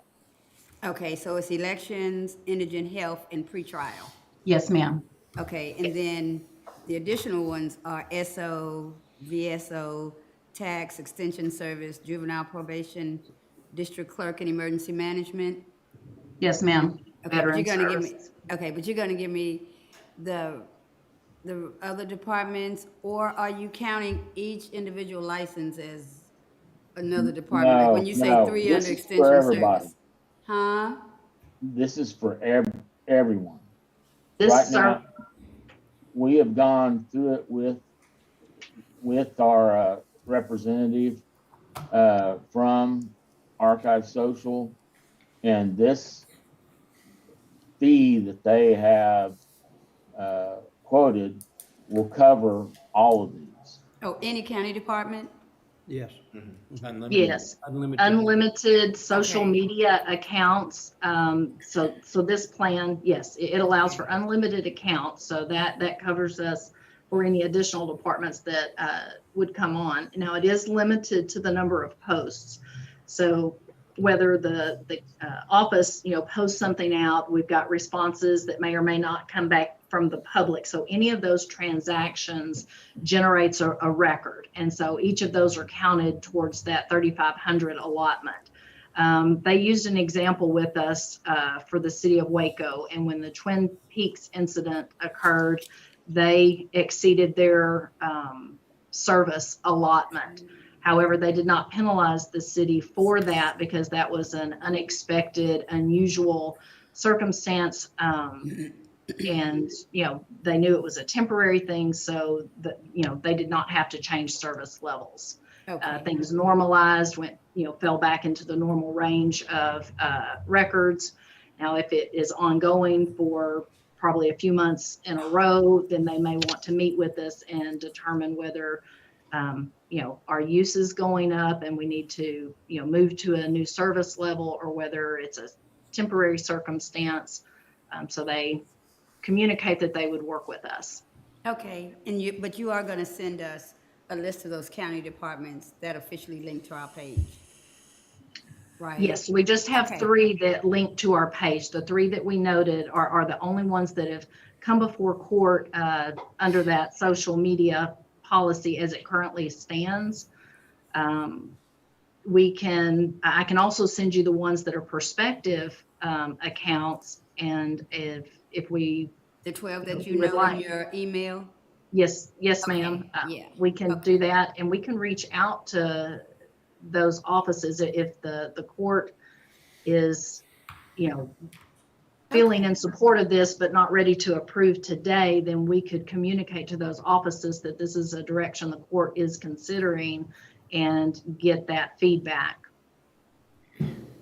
Well, the situation is we were going to send out, actually, this is a very cheap fix for a very complicated problem of archiving social media. But we were planning on sending outletters that indicated that, you're not under the policy, you haven't become an official, part of the website. And, you're going to be stuck on your own keeping up with this archiving under SB 944. And that should make people want to come in and get approved, because nobody wants to have to keep up with that much archiving themselves. Yes, especially in regard to any open records requests and such. The tool is very versatile. We were very impressed with the demonstration provided. It not only captures all the posts that go back and forth, but on occasion they may have circumstances where someone posts something in the heat of the moment, a public person, and then they want to retract what they said, or there could be some things occurring there, and so it captures those records in the moment as they're occurring. So anything deleted is actually still captured as a record.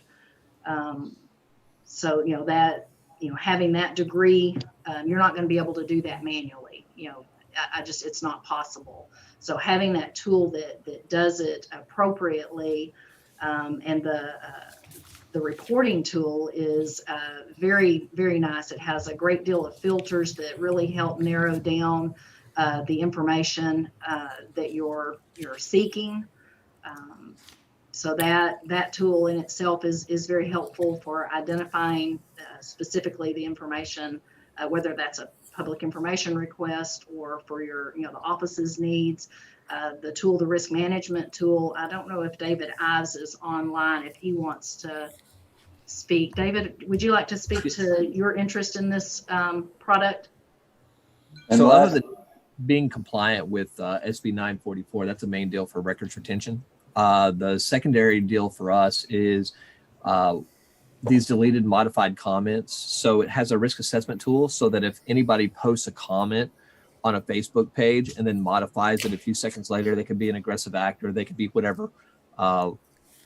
It will automatically notify us that someone has made a post with certain keywords on a governmental web page. It could be things like, fire, bomb, things of that nature. So it'll notify us that we can have that outlook to see that happening as it occurs and not have to worry about it after the incident. Yes. So I think this is a very valuable tool. It helps us be compliant with SB 944 in the best possible way. And as Mike Dixon said, I believe this is very affordable, for all that we are getting with this tool. Sound like to me we don't have any choice anyway. The Senate decided what we need to be doing on this, and so getting in compliance with it seems to me where it needs to go. And with that, I'd make a motion that we approve H5 and N10. Second. Any others? We have a motion second. Any other discussion? No other discussion. All in favor say aye. Aye. Oppose? Pass. Okay, Thank you. it is about 11:15, or is 11:15, and juvenile board of judges will be meeting in here in 15 minutes. The next items could be lengthy as well, so I would suggest that we go ahead and recess and give everyone a chance to check emails and grab lunch, and then come back here at 1 o'clock. That seems good? Okay. All right, we will recess. It's 11:15. We'll recess until 1 p.m. today. Recording stopped.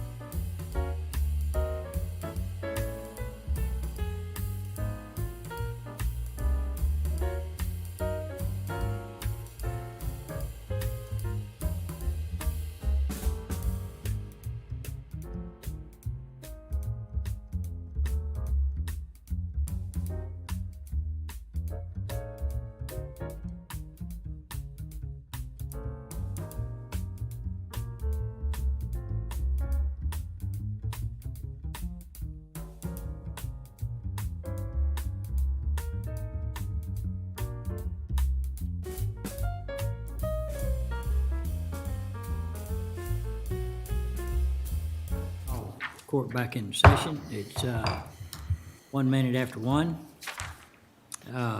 So Dustin, let's pick it up where we left off. All right, sounds good. Judge, we were gonna head to another item for Lisa and that Mike was gonna be available for. It's item M1, Information Technology Discussion and or Action regarding cybersecurity training exemptions for House Bill 1118, House Bill 3834. Lisa? Thank you. So for this item, I've submitted a cybersecurity training exemption guideline that is in accordance with the allowance in House Bill 1118 for local government employees whose network access falls below 25% of their duties. It has a couple of edits since our last meeting. One was a grammatical correction. Another was to add a date to note the training period the exemption applies to. And another change regarding the option of group training in lieu of an exemption for positions that qualify. It's my intention to rely on HR for guidance and evaluation of all job duties to determine which positions may qualify for exemption, which would then be presented for court approval each year. The guideline will ensure that our county has a concise and approved process for any requested training exemptions and also provide clear direction to our IT team for administering that annual training and the reporting that follows. I've also submitted a form that would be used by the departments that wish to request exemption according to the statute and the guidelines approved by Commissioners Court. That form or those forms would also be submitted to court for approval each year so that those exemptions are acknowledged and approved, as we would need to include those in the annual state reporting. So that's what I've brought this week. Okay. Everyone received information on that and had opportunity for input. Are there any questions that anyone might have for Lisa? Judge, my motion, if all right, would be to approve the recommendations of IT as it regards cybersecurity training exemptions for House Bill 1118, House Bill 3834 as presented. Okay, is there a second? Second. Motion been made and second. Any other discussion? I have one question. All right. Although we're passing the exemption policy, if we see a position, for instance, like heavy truck driver, if we see a position on here that we would like for that employee to take the cyber training, that doesn't prohibit them from taking the training, right? That is correct. We encourage the training. This exemption would only apply if the department head or elected official sought that exemption. Okay. Okay. All right, we have a motion and a second. Any other discussion? No other discussion. All in favor say aye. Aye. Oppose?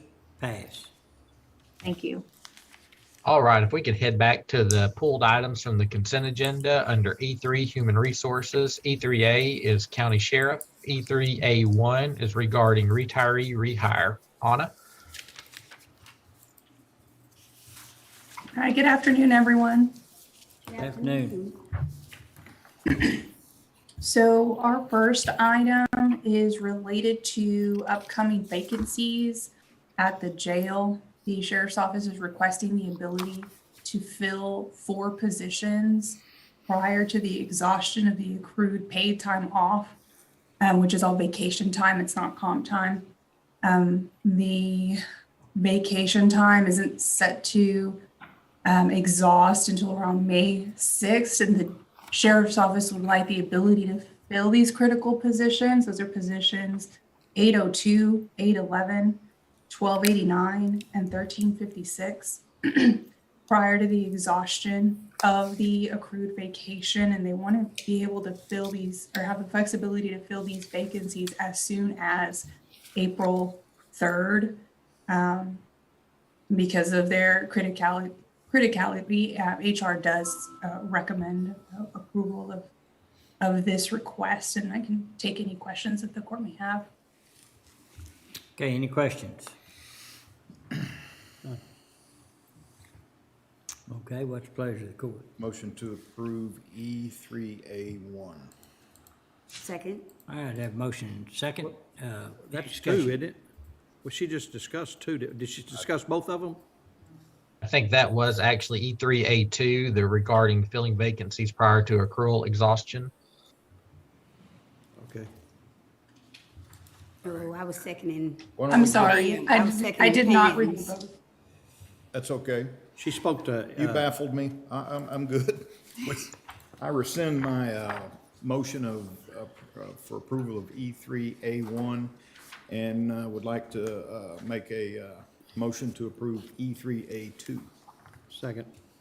All right, I have motion second. Any other discussion? No other I just discussion? have one question, because I was just looking at, and I don't have any issues in regards to the motion. I was just wondering, are we gonna meet these individuals, especially, I guess it's a new major at the jail?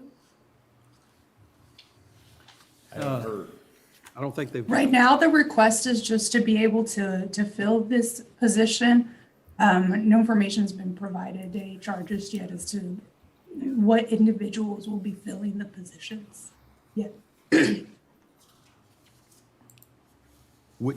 Okay, you said they're asking for approval to fill this position, but there's 4 of them listed, so which one are we approving?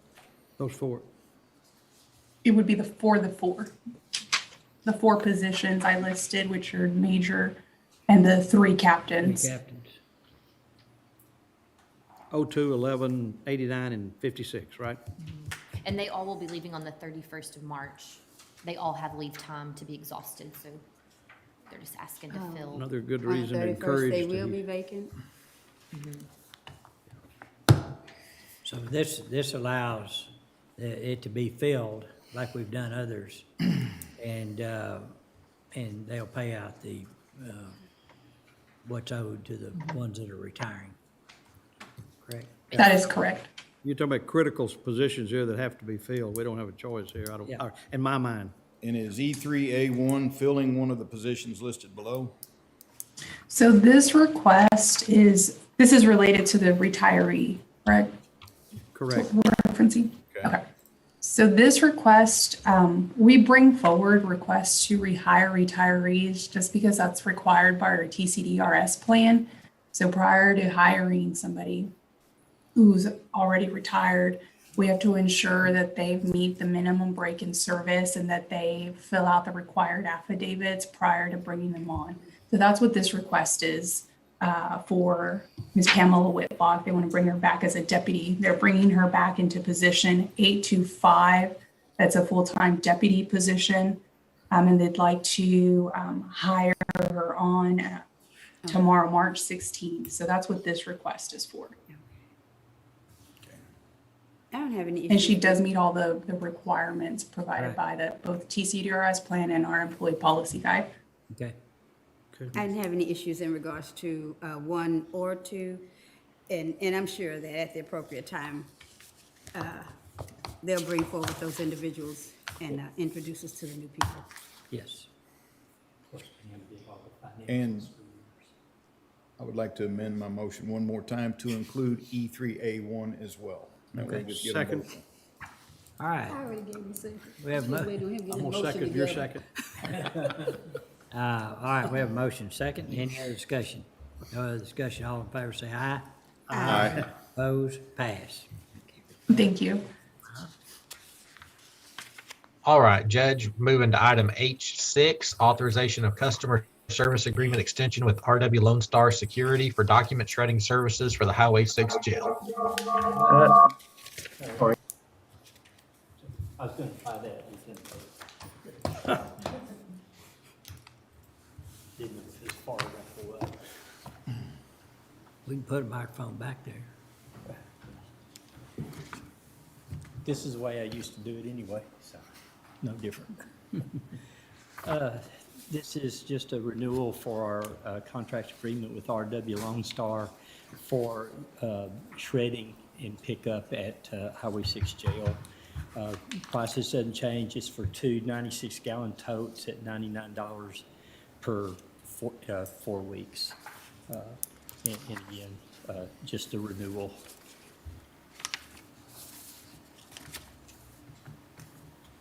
Okay, any questions? All right, what's the pleasure of the court? So move. Second.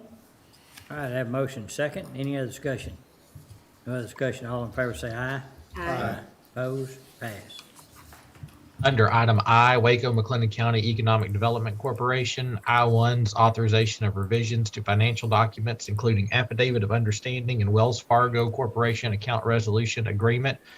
The city just needed to update their signatories on the WIMDEC account for the finance director and the assistant finance director. So we just need a motion to approve those revisions. Move to approve. Second. Have a motion second. Any other discussion? No other discussion. All in favor say aye. Aye. Opposed? Passed. Under item J, capital improvement, repair and maintenance projects, J1's regarding the Mart Water Project street repair, agreement with the city of Mart, authorization of third and final payment request. Francis? Yes, so we have received the third and final payment request from the city of Mart for the interlocal agreement related to city street work. The balance per the agreement is $119,487. At this point, I think Zane Dunham ought to weigh in on where that project actually stands. If it stands where the pictures he has sent out indicate, then this may not be something that needs to be approved yet. Okay, Thank you, Zane? Mike. I'd like to say that last week, my office went out to inspect the roads, and we found that the majority of the roads, probably as much as 90% of the roads, have yet to be improved with a chip seal repair process. So this is the third and final reimbursement request from the city of Mart. Supposed to be reimbursed for work already completed, and I would say at this time the majority of the work is not being completed. So I would recommend holding off on paying this final payment until all of the work has been completed. And Zane, correct me if I'm wrong, but it looked like a lot of the work they had already done as far as the base was breaking down because they hadn't put the chip seal. Right. It looks like they put in the water lines along the streets, and then they've started to repair the roads and did the base work, but they've not yet come back over with the top surface course with rock or asphalt or whatever they chose to put as a surface. And so with all the rains, whenever we did have rains, and then of course the cold weathers, the base road just being left alone is starting to deteriorate. So on the chip seal, what's the normal time y'all do chip sealing? Summer? Summertime? Temperature 60. Yeah, it's We gotta don't be- normally, if it gets below 60, It's gotta be warm. Yeah. Yes. So I'd say we'd hold this until they get ready to chip seal. And I'm just curious. How much is the how much has the base broken down? I mean, how bad, I mean, they're gonna have to It won't take much to, get the base ready again for the chip seal, but crush the limestone. it's supposed to be reimbursed for work completed, and this would be the last and final payment for all work to be completed. And ours was specific to the chip sealing cost. Correct. And the expensive part hasn't occurred yet, correct? Correct. The oil and the rock is the most expensive. Yes, a chip seal. It would be my recommendation to allow the county engineer's office to monitor this project, and when Zane feels that they have significantly completed and they are eligible or ready to release the final payment, then I think the court could look at it at that time and agree to it. Is that something that kind of in line of your thinking, Zane? That's very doable. Okay. Okay, and have you talked to the engineering firm that's working with the city? No, sir, I've reached out to them via email, but I've not received a response. Okay. if you don't mind, give them a call and kind of get their perspective where they think the status of the job is, or what the status is of the job. Will do. Okay, and then report back to court. Okay. All right, so I guess it'd be in order to defer this, That would be my motion. Second. have motion and second to defer. Any other discussion? No other discussion, all in favor say aye. Aye. Opposed, pass. Thank you. Item J2 is regarding ADA renovations to MHMR Crisis Center, bid 21-003, agreement with HCS Incorporated, commercial general contractor, authorization of payment application number 10. TJ? Yes, as Dustin said, this is for pay app number 10. It's right in line with where they are right now. They started the build back on the structural repairs for the restroom where we found the issues. So this should be our next to last invoice for the project. So we recommend going and improving and getting them paid. Any questions? All right, is there a motion to approve application number 10? So moved. Second? Have motion second, any other discussion? No other discussion, all in favor say aye. Aye. Opposed, pass. J3. J3 is regarding Spiegelville Road Improvement Project, bid 20-004, agreement with Knife River Corporation. There are 4 items here. I'll read them all in. J3A is authorization of application for payment number 19. J3B is for payment application number 20. J3C is payment number 21. J3D is for change order number 1. Zane? Yes, sir. So these are the last 3 pay apps for the Spiegelville Road construction project, with pay app number 21 being the final pay application, and change order number 1, which was a decrease of their project cost to bring it in line with the budget for the project. So in general, I reviewed all 3 of these pay apps, including the change order, and approved them being, recommend them being approved for payment. The work has been done satisfactorily and within budget, the original budget. We are expecting to receive the final paperwork in the near future for warranty purposes, and we will send that to Commissioners Court the next time they'll meet, and with recommendation to accept the project at that time. But for this time, I do recommend approval of pay apps 19, 20, 21, and change order number 1. Okay, any questions? Make a motion to approve. Second. At the request of the engineer. All right, you got a second? Any other discussion? No discussion, all in favor say aye. Aye. Opposed, pass. One of the things, last Thursday night, the House approved the appropriations amount that had for us the amount to finish the other half of the Spiegelville Bridge. And so now it's the Senate approves it, then those funds will come and we'll be able to do both sides of the bridge. Fantastic. So, yeah. And I'll be, And what do you mean by widening or doing what with it? Building a separate bridge. Oh, building a separate bridge. Yes. Okay. So right there at, where it goes over the Middle Bosque, Yeah, yeah. there'll be 2 bridges now Fantastic. instead of 1. Yeah, that's great. Okay, I was hoping that's what you meant, that it wasn't just gonna be half a bridge that we.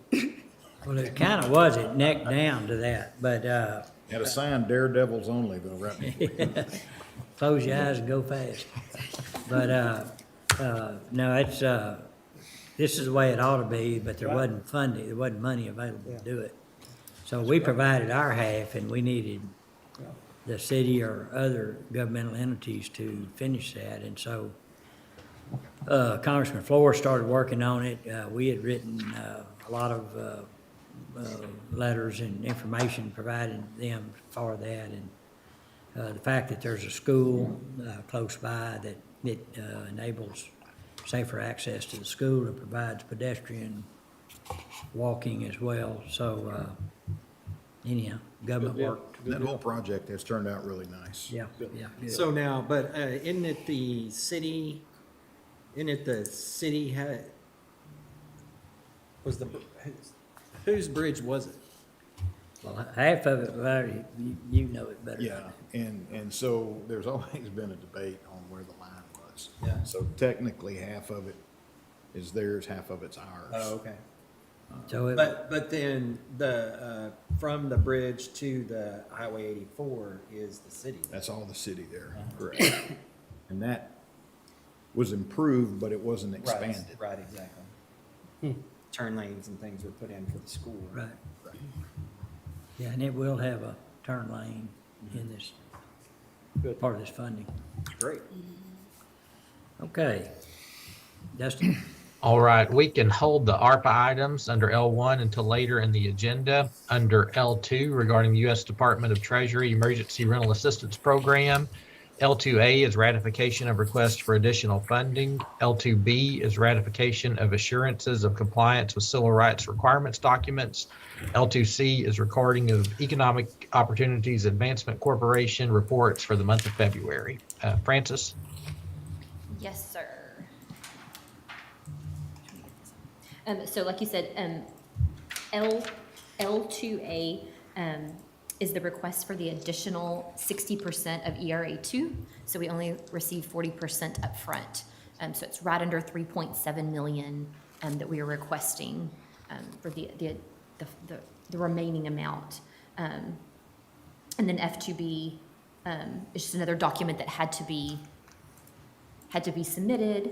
And then on F2C, sorry, L2, L2C, why is it not on my, one second. it's the February report. February report, okay. I'm sorry, I don't have it pulled up, but that is a update on February numbers for ERA1, I believe from EOAC. A question, indirect, what is that amount there? So we have also asked for details of that, and I'm sorry, I don't have this saved in my folder. One second, I'm opening the email. It's the amount that, so there's an indirect cost that's, that the, whoever is administering the program is entitled to. And it's a Okay. percentage of, Well, they will have to tell us exactly what makes up those indirect costs. But sorry, I just pulled it up. So it is used to offset admin costs such as salaries, building space, utilities, supplies. So We for know the grant purposes, categories. we have to have the detail of that. Right. We have the categories, we just need the details. Yes, Put 'em- and we have requested that. There's some grants that you can use a percentage as an indirect cost rate Right. and not provide backup. This one we do, so we'll provide that to you as soon as we receive it. All right, thank you. I know we had some questions about how much of ERA1 we'd used. Do we know how much of the funding we've used, completed, or? Yes, ma'am.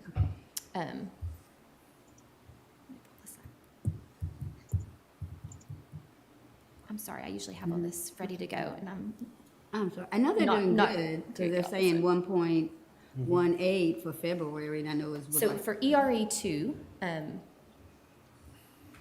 y'all, I'm sorry. Give me a sec.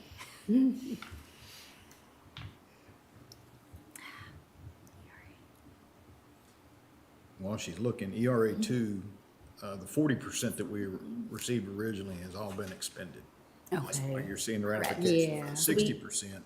Yes. And then on one, I think it was Yeah. right at 1.2 million for the month, but I don't, from a percentage standpoint, I don't know what has been expended out of one. Yes, I have it. And Francis, I found that email from yesterday if you don't have it. That's what I was trying to pull up too. Thank you, Dustin. So the total grant award under ERA1 was 7.7 million and total obligated to date is right at 6.3 million. And that includes that additional next quarter request that we processed last time for EOAC. Yes. And so, they had asked for their anticipated costs through the May, so they could proceed with making payments to the participants. So like he said, that it looks like we're in a good place, I would say, And- as far as where we should be. And I just want to bring up a name that we should thank Kenesha Johnson, that's running the community services over there, for doing an outstanding job of getting these funds out. Good. We She were did. way behind at one point in time, and they've done a great job. That's true. So we don't have that issue. I know right when we awarded the contract to them, we were in that space where they were thinking that the federal government was gonna take some of that money back, but we've obligated that money, so they can't get it, correct? Okay. Okay. And they're coming after it too. Yeah, I know, I've been monitoring that. What did you say? They wanted to, in this last budget that they were trying to pass, some of it was funded with unexpended ARP money. ARPA and things like that. Yeah. Yep, that's why we gotta keep our head down, Fall keep back working. from the states. Federally? Uh-huh. Trying to Okay. reclaim, they're starting to Yeah, kind of work yeah. around to reclaim some of the funds. No, we're gonna give it to McLennan County citizens. That's right, 'cause we won't be paying the income tax. It's the result of all this. Okay, so anything else on that? If not, is there a motion to approve L2A, B, and C? So move. Second. I have a motion to second. Any other discussion? No other discussion. All in favor say aye. Aye. Those pass. L3 is regarding the Texas Indigent Defense Commission Indigent Defense Improvement Grant Program Acceptance of Statement of Grant Award. This is the grant we applied for back in May of 2020. This is the second year of this multi-year grant. It's a total of $121,577 from the Indigent Defense Commission for the Mental Health Managed Assigned Counsel Program. And I believe it's a 4-year grant, and the amount funded reduces each year. That's correct. Right, and I think that'd be administered to Judge Hodges' administrative staff. Is that right? Yes, it covers 2 of the staff in specialty courts. Right. Okay. Any questions about that? If not, is there a motion to approve the statement of grant award? So move. Second. Have a motion second. Any other discussion? No other discussion. All in favor say aye. Aye. Opposed? Pass. L4 is regarding the State Criminal Alien Assistance Program, SCAP, authorization of FY21 grant application submission. This is the annual grant we apply for, and we just need a motion to approve the application. All right, this, like I said, we've done this every year. I'll make a motion we approve. Is there a second? Second. Have a motion second. Any other discussion? No other discussion. All in favor say aye. Aye. Opposed? Pass.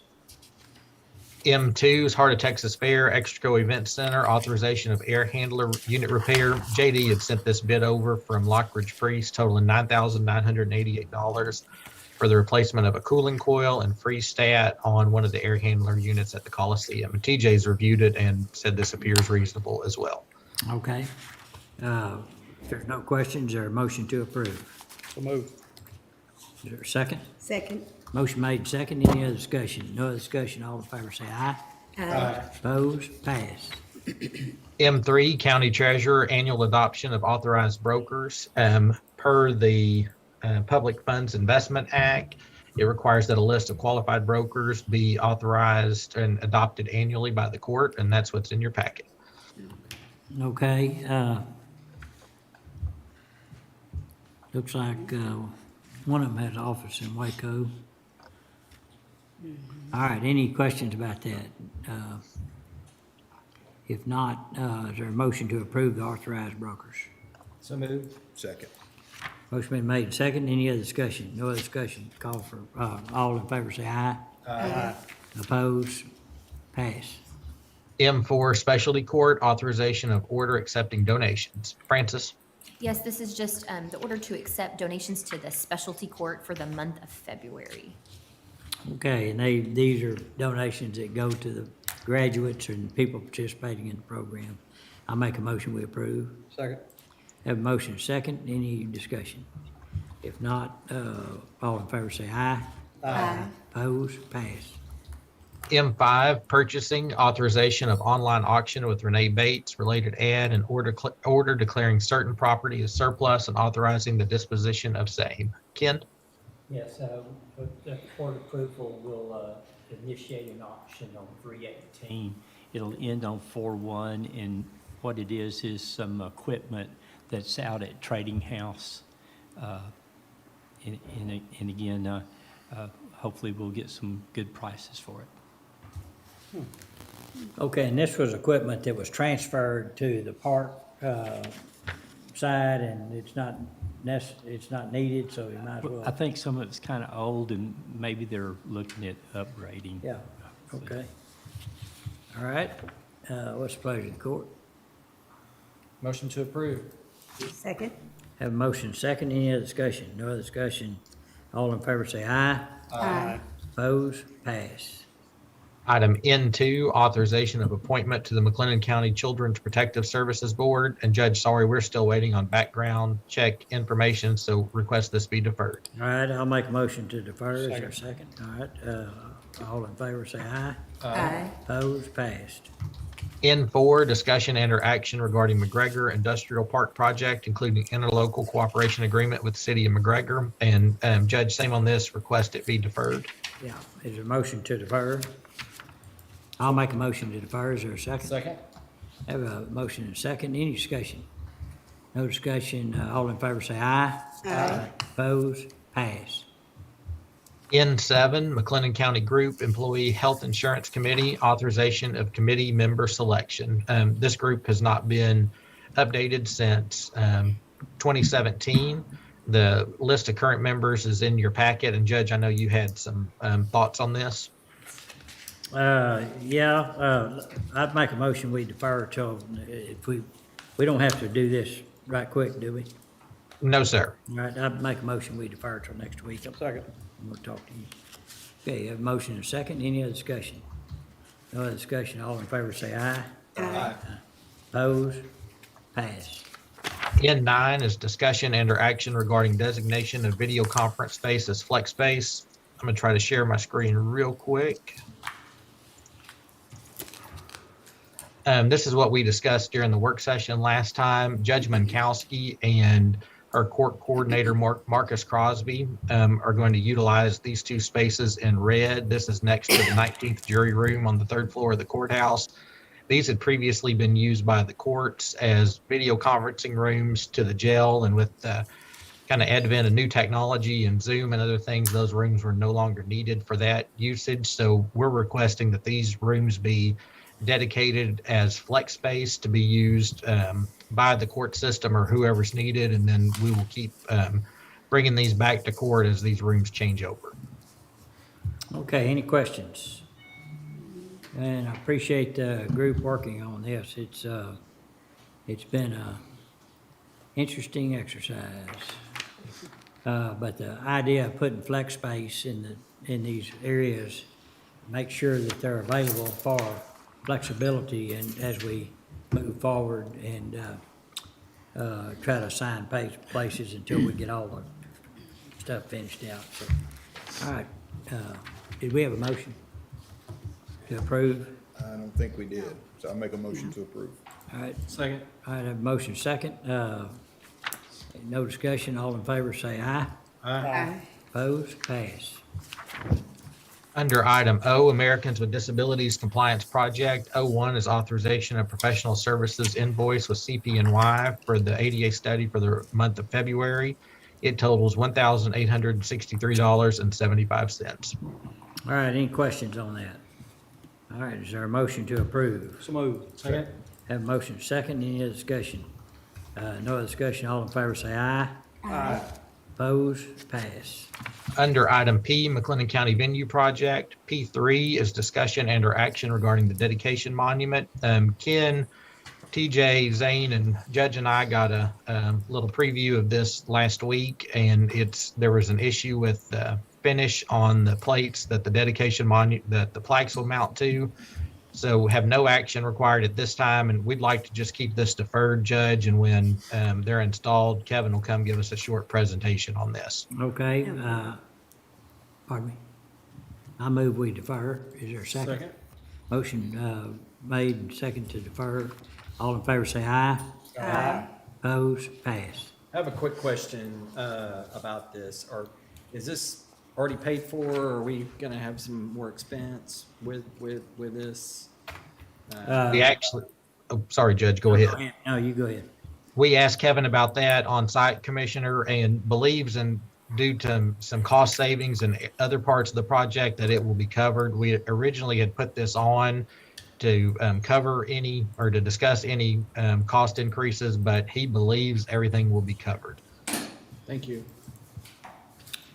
Okay, All right, under item P4 regarding the Area B demolition project, professional civil engineering services proposal with Walker Partners for the services at the venue project. And back in December, we approved a proposal from Walker for the Area B demolition to include the Paul Tyson Field. This is an invoice totaling $2,415 for their preliminary documents and for the franchise utility coordination parts. So we recommend this be approved. all right, any questions? If not, is there a motion to approve items P4? Move. Second. Have a motion second, any other discussion? No other discussion, all in favor say aye. Aye. Opposed, pass. Item Q, McLennan County Radio Tower Project. Q1 is authorization of invoice from Sabre Industries for tower construction at Road and Bridge Precinct 4. Ken? Yes, we received a invoice requesting payment for $85,787. Again, I will tell you, all materials have landed on the ground, and I think the last official report I had, they were topped out at 200 feet, and this is a 300-foot tower. I have heard that it's all the way up, but I have not been out there to check it. But anyway, if you'll recall, the entire amount for this contract is $465,698. I would recommend that we make this payment. Okay, any questions? All right, what's the pleasure of the court? Motion to approve. Second? Had a motion second, any other discussion? No other Can discussion? we get an update sometime on the Precinct 3 tower? Haven't heard anything in a while on it. All right, We Heard just, anything? we No, just, Still waiting on the state? I think we just did the MOU. Am I right, Dustin? Did the MOU just get done? Yes, with DPS, it was done, but we'll work with Frank, Commissioner, and we'll get an update coming up. Okay. okay, We're looking and thinking that's going to be the last tower. We may have Woodway before we have Precinct 3 tower. Yeah, probably. yeah. All right, we have a motion second, any other discussion? No other discussion, all in favor say aye. Aye. Opposed, pass. All right, moving down to the supplemental under item B, proclamations and resolutions. B1 is a proclamation recognizing Women's History Month 2022. Commissioner Smith? I I think don't think that's your. I I'll be think glad to do that's that, mine. but I'd give my 2 minutes to Commissioner Miller. I do think that's our proclamation. Latranda is out, and I couldn't get into her computer to get it, so I apologize. But it's an annual proclamation just in recognition of March being Women's History Month. And the intent of it is just not to let this month go by without the court just saying that they support the concept of women having equal access to everything, including the American dream. And I'll bring it forward on the first Tuesday in April. Sounds good. Okay, so, motion to approve. Motion. Are you gonna bring it, or do you want us to approve it and then, I'd like to approve it, and we can record it perhaps. Yeah, let's in do the- that. In the April meeting. that's right, Okay, and I'll make sure that you all get a copy of it prior to then. thank you. I'll make a second on it. All right, have a motion second, any other discussion? No other discussion, all in favor say aye. Aye. Opposed, pass. All right, Judge, I think that's all the action items except for the couple we have under ARPA. Okay? So we're through down? Oh, wait, Tom's here. Is Tom here for? We're gonna actually let him talk today. This would be the third time we, With high gas prices, he may start. Okay, Dustin, you wanna open it up to, Yes, sir. So I'm going to share my screen and just kind of give a real quick update of where we are on ARPA. So the items in green, can y'all see my screen okay? yes, sir? Yes, sir. The items in green are all the items that the court has approved on the non-county type requests. And you can see on the right, just the paid status. Checks have been approved for several. We've got a few coming up for payment. We're waiting on the contracts to come back from the volunteer fire departments. On Trinity Sports, we do have an action item today. We have their first invoices on the agenda for work that has been completed at the site. Just as a reminder, we had presentations from Creative Waco and the Hippodrome back on March the 1st. McLennan County Investment Fund, that information is still pending their BKD's review, and then we'll bring it forward after our deadline for the court to review it. Also have the action item for Meals on Wheels on today's agenda. Kind of per the discussion last time, it was going to be put on today to see if the court wanted to take action today or to wait until the month of April. And also still waiting for info from Isaiah 117 House. Lee Lockwood Library and Museum has submitted their info to us showing their revenue loss at about $109,000. That has been sent on to BKD. Then United Way has also reached out inquiring about ARPA funding as well. And they had a board meeting yesterday, or I guess a meeting of some of the nonprofits that are part of their group, and let them know of the upcoming deadline. So we had 3 or 4 nonprofits reach out to us yesterday afternoon, just kind of asking what our process is. So we anticipate a few more nonprofit requests coming in before our deadline. Okay. Then just a real quick update on the budget. Did it switch over to my budget page? Yes. Yes. Okay, just real quick highlights. Of course, we started with the 49.8 million. 10 million of that is in our lost revenue piece. For non-county and county projects, just as a reminder, we just put numbers in these buckets just to start as a discussion point for the court. We're just assuming 20 million on the non-county project side. Out of it, we've added a $10 million water infrastructure bucket. First thing in it is the $30,000 to the Tawakona Creek study. Over on the county project side, we'd put the remainder of that 19.8 million. As you can see, stepping through a few of the proposed projects, the HVAC upgrades, the air purification, and then any other things that we could do at the downtown jail renovation. We also have 310,000. This is Francis and Haley helping me with this. This is the cleaning cost, the base rental, PPE, any admin costs that were associated with COVID that are eligible under ARPA. So we've got those plugged in here. A new item we've added this week, kind of coming out of previous court discussions, is low water crossings and culverts. We just initially put a $2.5 million cost here, and just to start the court discussion on these projects. I know Commissioner Perry had Zane review these projects countywide, and Zane's still looking through that, but on some preliminary information, it really comes down to how the ARPA guidance looks at these. They call them road stream crossing infrastructure. Those are eligible along with culverts. We have about $1.5 million, just kind of Zane's rough estimate of projects that would be eligible just under that definition. If it expands a little bit to include some bridges, then that jumps up to a potential $5 or $6 million worth of county projects. So just to get the discussion rolling, we've plugged 2.5 million in there. And so, Judge, with that, I think we can turn it over to Tom, unless the court has any questions, and kind of just talk generally about where we are on the water side. Okay, any questions?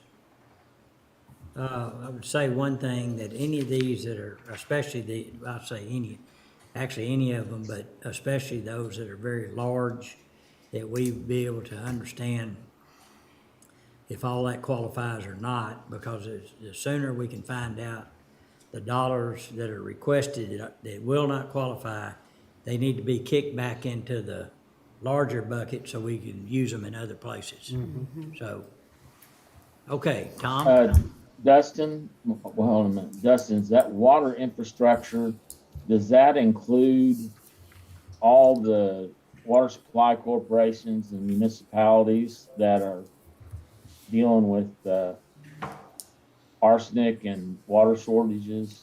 Yes, sir. So that's just the initial initial bucket, and so that number can be adjusted up or down kind of based off Tom's findings.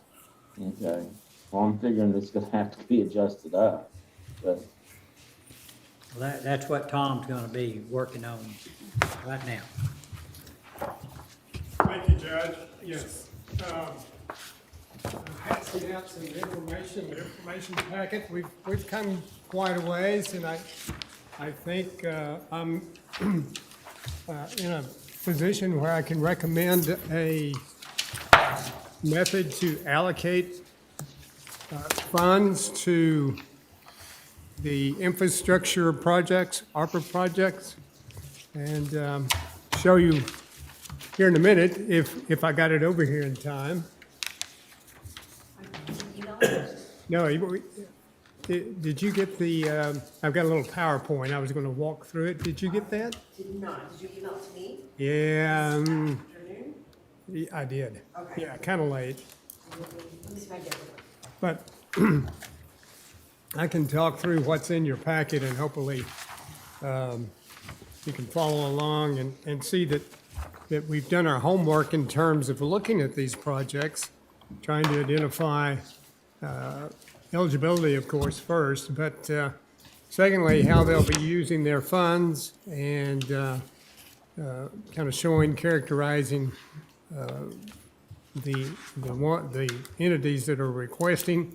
Have a number of water supply corporations. This first, you've seen this before. This gives you a little bit of information from each of those that did put in a request. If you look on the back side, this may be a little aged by now, but this is typically the arsenic projects. That shows you the location of where the arsenic issues are and the thinking that pretty well played through. I think this is the approach that's being used, the dilution approach, where these entities, three different clusters of entities, are using treated Waco water to dilute their water supply to below the arsenic standard. And has all the water supply corporations adopted that solution? One was gonna use another method that engineers say won't work. Are they I think- off of that? Yes, Judge, I believe they have. I haven't Heard any confirmed it totally, but I'm pretty sure that that entity backed off of, they had trouble with a supplier. In fact, I talked to one of their board members 3 or 4 weeks ago. Okay. And they weren't going that direction any longer. Okay, good. This is the main piece of paper I want to talk about and go through with you and get you comfortable with how I allocated funds and how. This one here? Yes, sir, this large one. Yeah. How I allocated funds, and then the rest of what's in the packet illustrate that. I also have a PowerPoint to illustrate how the allocation works. And there's a sheet in here. The court asked, quite a while back, but asked for how many meters these requesting entities had in their service area. And that little bar chart, vertical bar chart, shows that. So you can see we're looking at, small systems, all below 1,000, some all the way down to below 100. But they're all treated the same in terms of the allocation. So. Are they all classified as water supply corporations? They're not private, there's no private. There's no private in here. No, there's one WCID, which is a political subdivision. Okay. But all the rest of them, I believe, are water supply corporations, Judge. There's the city of Riesel. Is that in this group?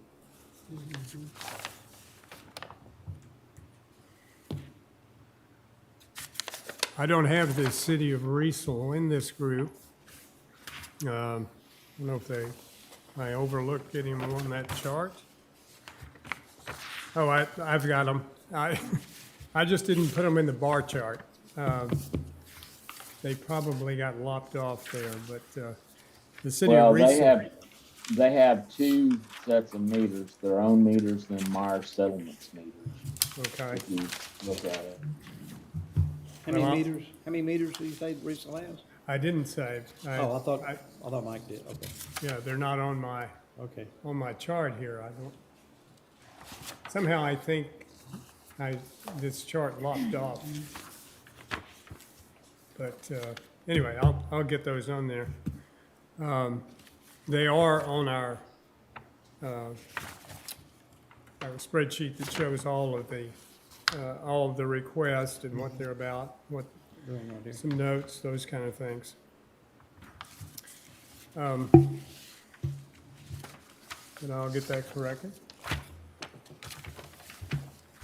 The methodology that I came up with, and it's this large, I'll be talking off of this large 11 by 17 page, is not all that sophisticated.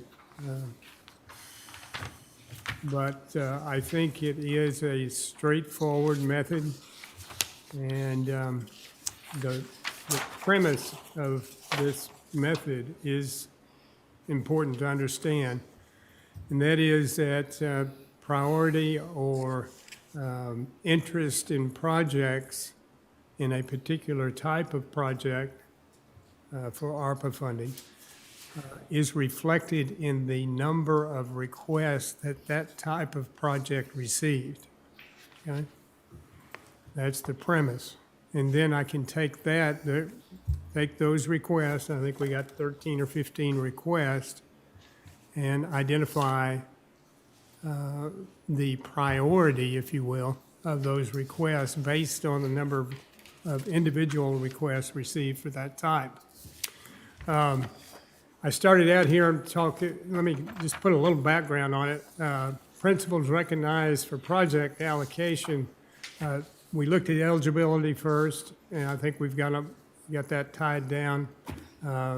In fact, they've added some eligibility. When you look at the lake study that was done, we clearly know that's eligible now. There are no projects in here that are outside of, or no funding that would be provided for projects outside of McLennan County.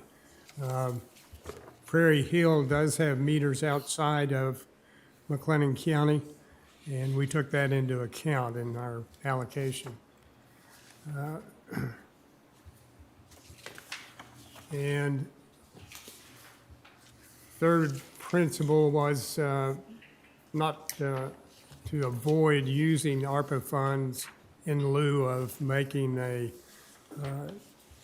increase in the rates, normal increase in rates to operate a system. If a project is within the city of Waco, then there should be funds requested, ARPA funds requested from the city of Waco as well. And most of the projects, in fact, I think all of these projects relate back to a required or mandated federal or state requirement. Obviously, the arsenic being one of those, but so are generators. Generators are, even though they may be a smart thing to do, they are requirements now under Senate Bill 3 that was passed this last session for backup to be able to operate systems during outages of a certain period of time. Generators typically are the choice made by most utilities. So I want to walk through are there any questions about that was kind of the assumptions I made going into this, and I think added some as the court talked about and went through them. On the mandated generators, I'm just saying a system just needs one generator, right? And I thought I saw where one of the systems were asking for 2 generators. Now, Oh, no, I think there can be more than, For standalones, they'd have to have more than one, wouldn't they? If they're well, not- it depends on obviously depends on the size of the system. I know Lorena was looking at 3, generators, with a pretty big price tag on each one of those. So, Is that because different wells or different storage tanks only go to certain areas of a city? Right. And they're not interconnected then? that's correct, yeah. They all have multiple feeds or something of that sort, so if they can't maintain operation with one, so it takes. So again, this method one, I say engineering approach. I'd rather call it a allocation based on type and number of requests and the type of projects. But it is a method that we can set up mathematically. So that eliminates a big piece of the subjectiveness, avoids the court being criticized for choosing one project over another, or those kind of things. What you're doing is you're reflecting what the request by project type, you're reflecting what those priorities were. That box in the middle, you've seen it before, but that shows that we have generators, we have a wastewater connection, a water connection, we have a new well, we have meters, we have that Mart Dam study, and we have water storage. Generators were outside of arsenic now. Arsenic is a different issue. But outside of arsenic, generators were the highest priority of request, 38%.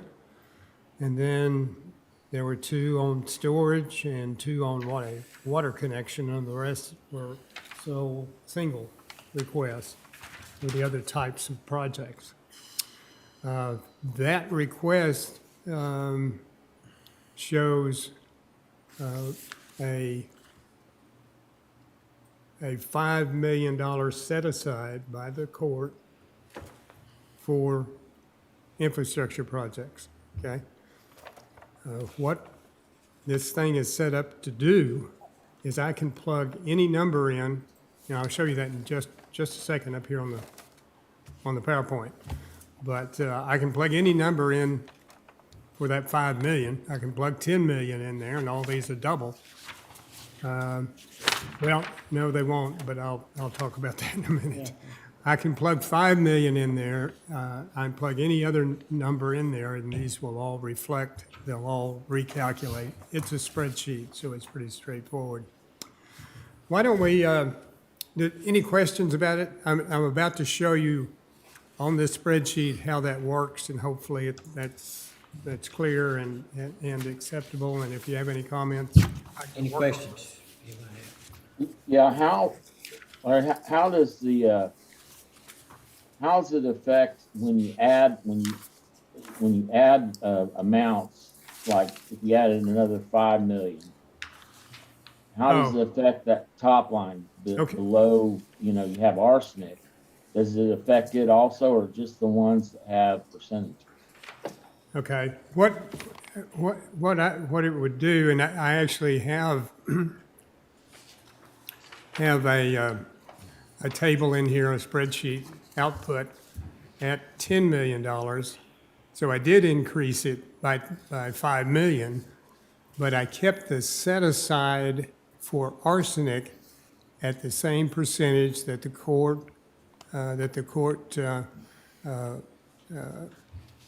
endorsed at 5 million. In other words, I used the percentage, which is 44%,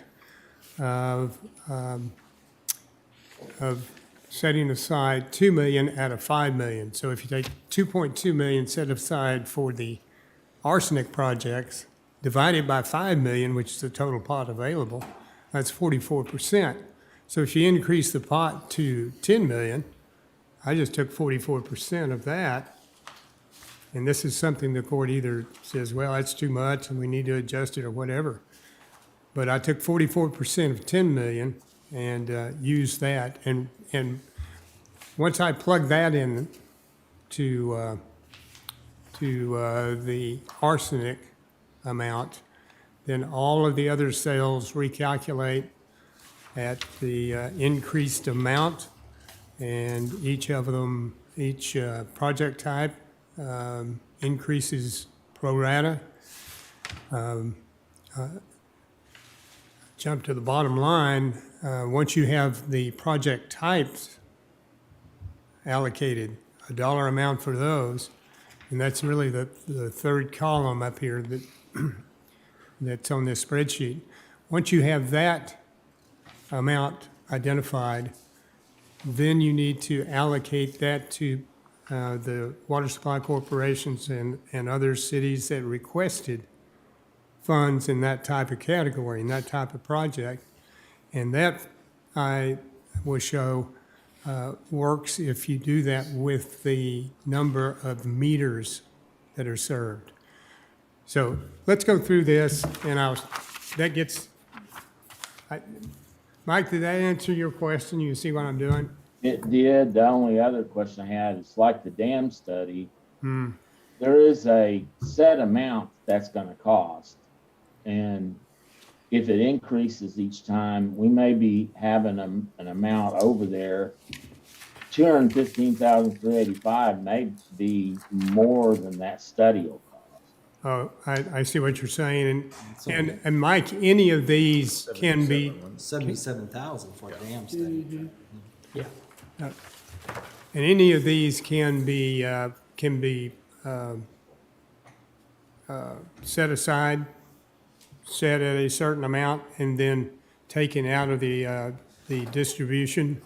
That makes sense. Just like, in other words, it would be handled, that dam study, instead of allowing it to increase, you would stop it at 77,000 and it would be allocated, and then you allocate the rest on this method. Does that make sense? Yes. Okay. Question, Tom, before we get off the allocation based on number of requests. Mm-hmm.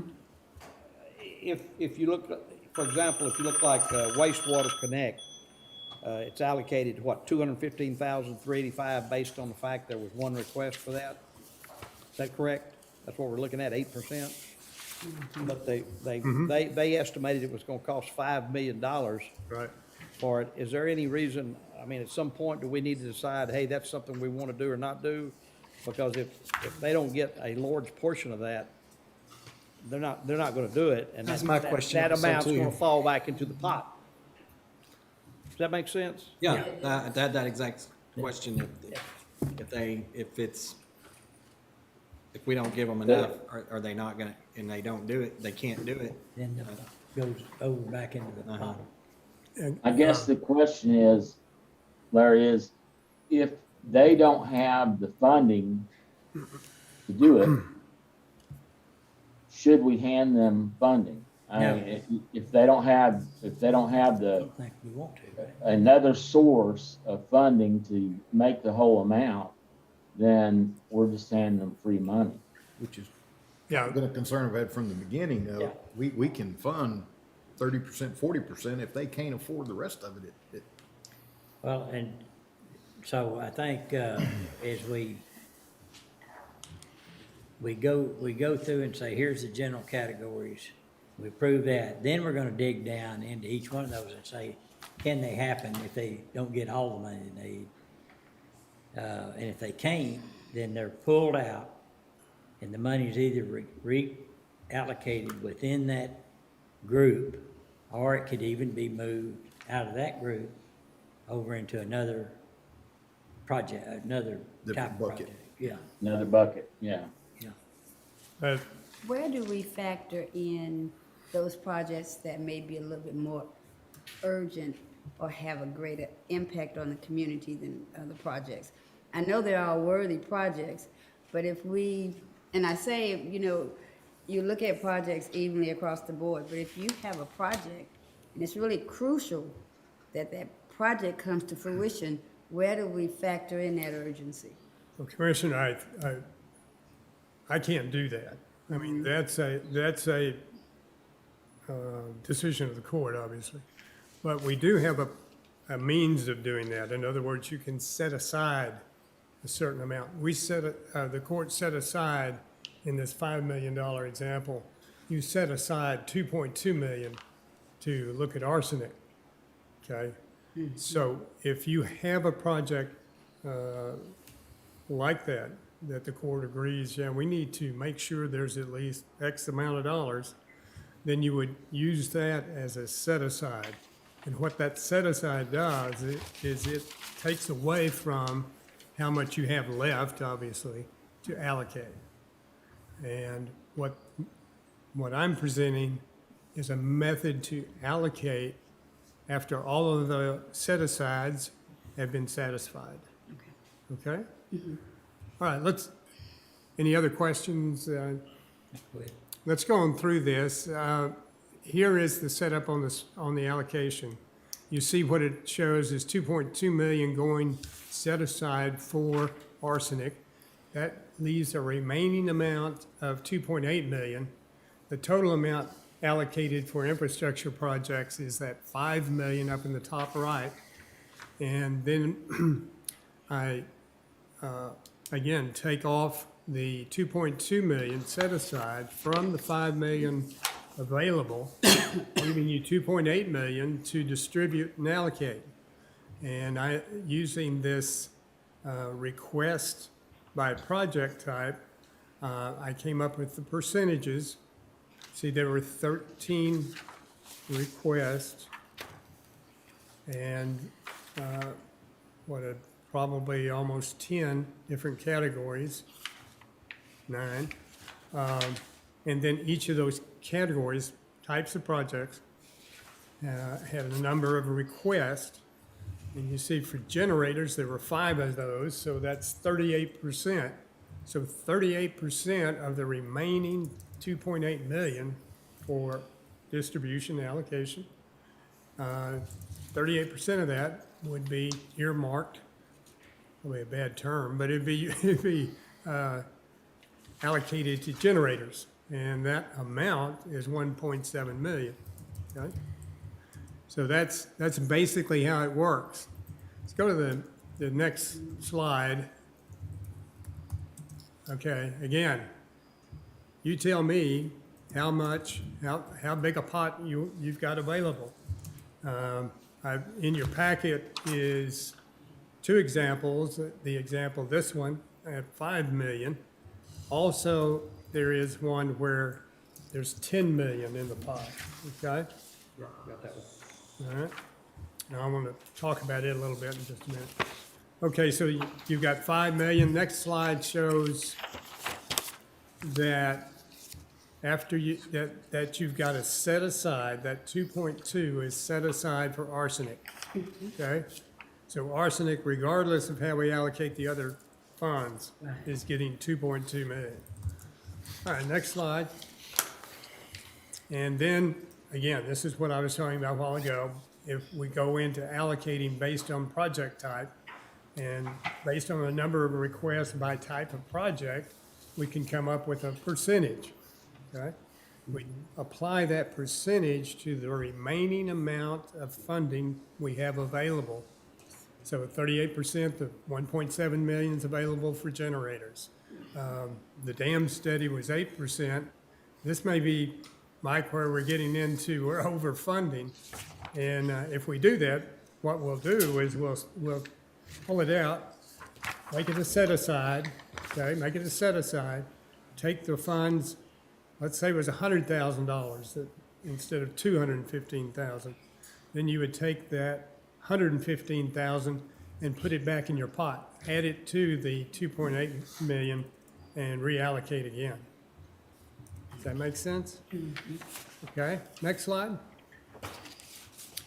The next step is once the amount is determined by type of project, then you have to allocate that to the entities that are actually requesting that type of project. Well, we can do that, and we did. We allocate on a pro rata basis, based on the type of project, of course, based on the number of meters. Okay, you remember our little bar chart? And I'll add, before you ask me, Mike, I will add Riesel back in here. I think it got dropped out in one of these iterations, but I'll get it back in there. I'll get them, any others that come in, we'll get those in there, that any of the ones that the court approves to put in there. Okay, so we, for generators, we had a number of requests. We had 5 of those requests, okay? Lorena this is their latest meter count is just over 1,000. And then you can see, you know, the other entities requesting meters and the number of meters, requesting generators and the number of meters. That translates, if I add up all the meters, it comes to almost 2,900 meters. And if you take, and again, this is just a pro rata allocation. So if you look at Lorena, it's got 1,000 meters, so on a pro rata basis, that's 35%. So based on that approach, Lorena would have 35% of the available funding for generators. And the available funding for generators, going back to that first spreadsheet, is just over $1 million. So that results in Lorena, in this case, at 376,000, and so on down the line. Right? How long are we gonna give them, on some of them, they have like pending, so they haven't forwarded a monetary request to the court. How long are we gonna give those entities to send us a specific monetary request? March 31st, isn't it? Well, that's any request. So yes, I would include that in. Has to be Okay. final amount. Right, yeah. Okay. I would think that would be By the a 31st. very Project reasonable amount. funding. Okay, okay. And I think that there are 5 steps, that's the 5th step, and we do this for every major type of project, okay? And it sounds like a lot of work, but it's a spreadsheet, so I can crank these out. If you want to look at a different scenario, if it can be done mathematically. And now you can't put in, you know, Subjective. yeah, you can, but you would have to first index that, you know, say, you know, this project is urgent, they need it, that's a 1. This project is they can live, they've been living without it for a long time, that's a 3 or something. But you're going to get into some, say, subjectivity. Yeah. You know, when Well, you start doing that. EPA has established an urgent situation for the arsenic. Absolutely. I mean, they could come in, they'd be crazy to do it, but crazy happens all the time in government. Yeah. They could come in and say, y'all missed your deadline 3 years, and we're gonna start fining you $25,000 a day, or you know, you're gonna be shut down. And of course, all hell breaks loose, and all the politicians get called, and you know, maybe that's what needs to happen. But that is a urgent. But That is there are urgent. others too. And then in this Without a doubt. example here, generators are just part. They're actually not a solution to the arsenic issue. They're a solution to the mandate by the state to have generators. Right. So, which, I mean, what are they gonna do? They're gonna shut you down if you don't have it. So if they are, then it's urgent. So that's funding for an entity, simply for the generators. They might be on the list to get Right. funding in another category? That's correct. Okay. Now, I did, this is, you know, there's several areas, and we were talking about these the other day. There's several areas of complexity, if you will, in trying to make sure that we're fair and and meeting the requirements of ARPA. These projects need to be built and need to be finished. If they don't get them finished, what are we going to do? So I think it's a good thing that the county is keeping track of the drawdown or the requiring purchase orders, that type of thing, which is another important way to keep up with the project, how it's progressing. So I think in looking at the arsenic projects, we have 3 main arsenic areas. So divvying up that 2.2 million, or if it's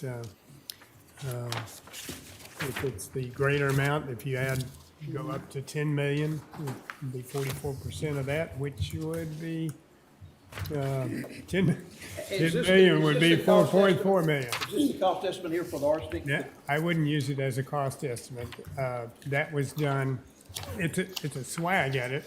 It's a planning cost estimate. Right. Okay. But I Well, mean- I think we've gotten engineers for those different systems have more detail now. That was done, what, Judge, 3 years ago? Well, let's suppose it's close. It's Let's close. Let's just say it's close, and we're talking about 14.8 million, Mhm. and we're talking about allocating 2.2 million. We missed it a little bit there. So, Just a little bit. and Tom, you might have answered this, but if you do, just humor me and answer it again for me. But the Sure. cost reported by sponsor, does this include any monies they have dedicated to the project, or is this straight 100% of what they need without them putting any funds into the project? Which one you looking at, Bill? Let's just say the Leroy Tours Gerald 5.5 million. Have they dedicated any funds towards this, or are they asking us to fund the? They have gone out and went to the Water Development Board to get a loan. And then they would, in effect, it'd be like selling a bond, but they would debt service by increase at the meter. And so they might have a solution for it, but it's punitive to the meter people that, you know, they didn't cause it wasn't bad management that caused the arsenic issue. And so should we, so the idea would be supplement the solution, not cause the solution.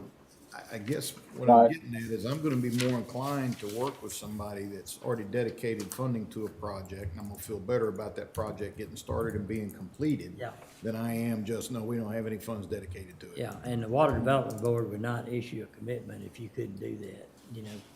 So you're right, I mean, and there is a way to do these, to make sure that they're gonna happen. Well, there's a couple of them that have Water Development Board loans. And I know in the case of one of them, it also had a reserve that they built up, but they're still trying to get alluvial water. To find it is an expensive process. I want to go back to the easy part, and that's the generator sheet. Oh, okay. Okay, if they can put that back up. What I'm noticing, and I know you said this is kind of a working, for us to work from, but on some of the identified generators on your spreadsheet, their actual request is like lower. On those who have submitted a funding request for the generator, would it change your process if we went ahead, like for instance, on, the generator spreadsheet? Is that Dustin working with us? Is that Dustin help? Dustin, the one that he has. That's the last generator. one. The last. Commissioner, IT, William, I think, is working. it. He's Okay. getting there. There it There is. you go, there you go. Okay, like for instance, where you have Cottonwood, at that 82, and that seems to be like their request. Is there a way, if we match what they're asking and it fits into your allocation formula, we can move those off? For instance, like, Pure Water, has 100, you have them on here at 115,000. Is there a way that we can move these projects off, and let them get going on some of this? Or do we want to approve an entity in its entirety? Like, if they're asking for more than one thing, do we want to give them what the court has approved for their full request? Or can we do it like how he's submitting their request by category? If it took all three to get the project, make the project happen, then it'd have to be all three got approved. But if it was not that, in other words, they didn't have an arsenic issue, they just had a generator issue, We can go ahead and take them off we could mark it, if we decide, okay, mark it and fix that amount. okay. So generators are standalone. They don't have anything to do with the arsenic issue necessarily, right? And some of them, on some of them. They do on some of them? Well, like, Some have both. yeah. Yeah, some have both, I would say. Well, I understand they have both, but I EPA mean, doesn't care about just They're just not give, combined. They're you don't have to have the generator to fix to fix the arsenic. No. fix the arsenic. That's what I'm Right, asking. right, the generator just They keeps the can- water flowing if they the can keep that. electricity goes out. Okay. One's a state mandate, one's a federal mandate. Right, Yeah. so Yeah. we could theoretically approve the generators, and move them off. That's right. Yeah, And that's done. Right. okay. Okay, and the difference in price in generators likely is the size that's required based on their number of meters and the pressure they have to maintain through the line. Isn't that right, Tom? Size of the pump. Size, Or In how- other words, Or how accurate are these, Or the- Their cost requests? yeah, these costs, these estimates? Yeah. I wouldn't think they would be extremely accurate. I mean, that could be, there are a number of follow-up type efforts that the court could consider. That would be one of them. Well, so in that case, Yeah. this method we're talking about here I think is imperative. That we get good numbers in there. Yeah, That- we Better really- numbers. That we, if we don't have good numbers submitted over here, or if this Yeah. is just a shot in the dark, or just All right.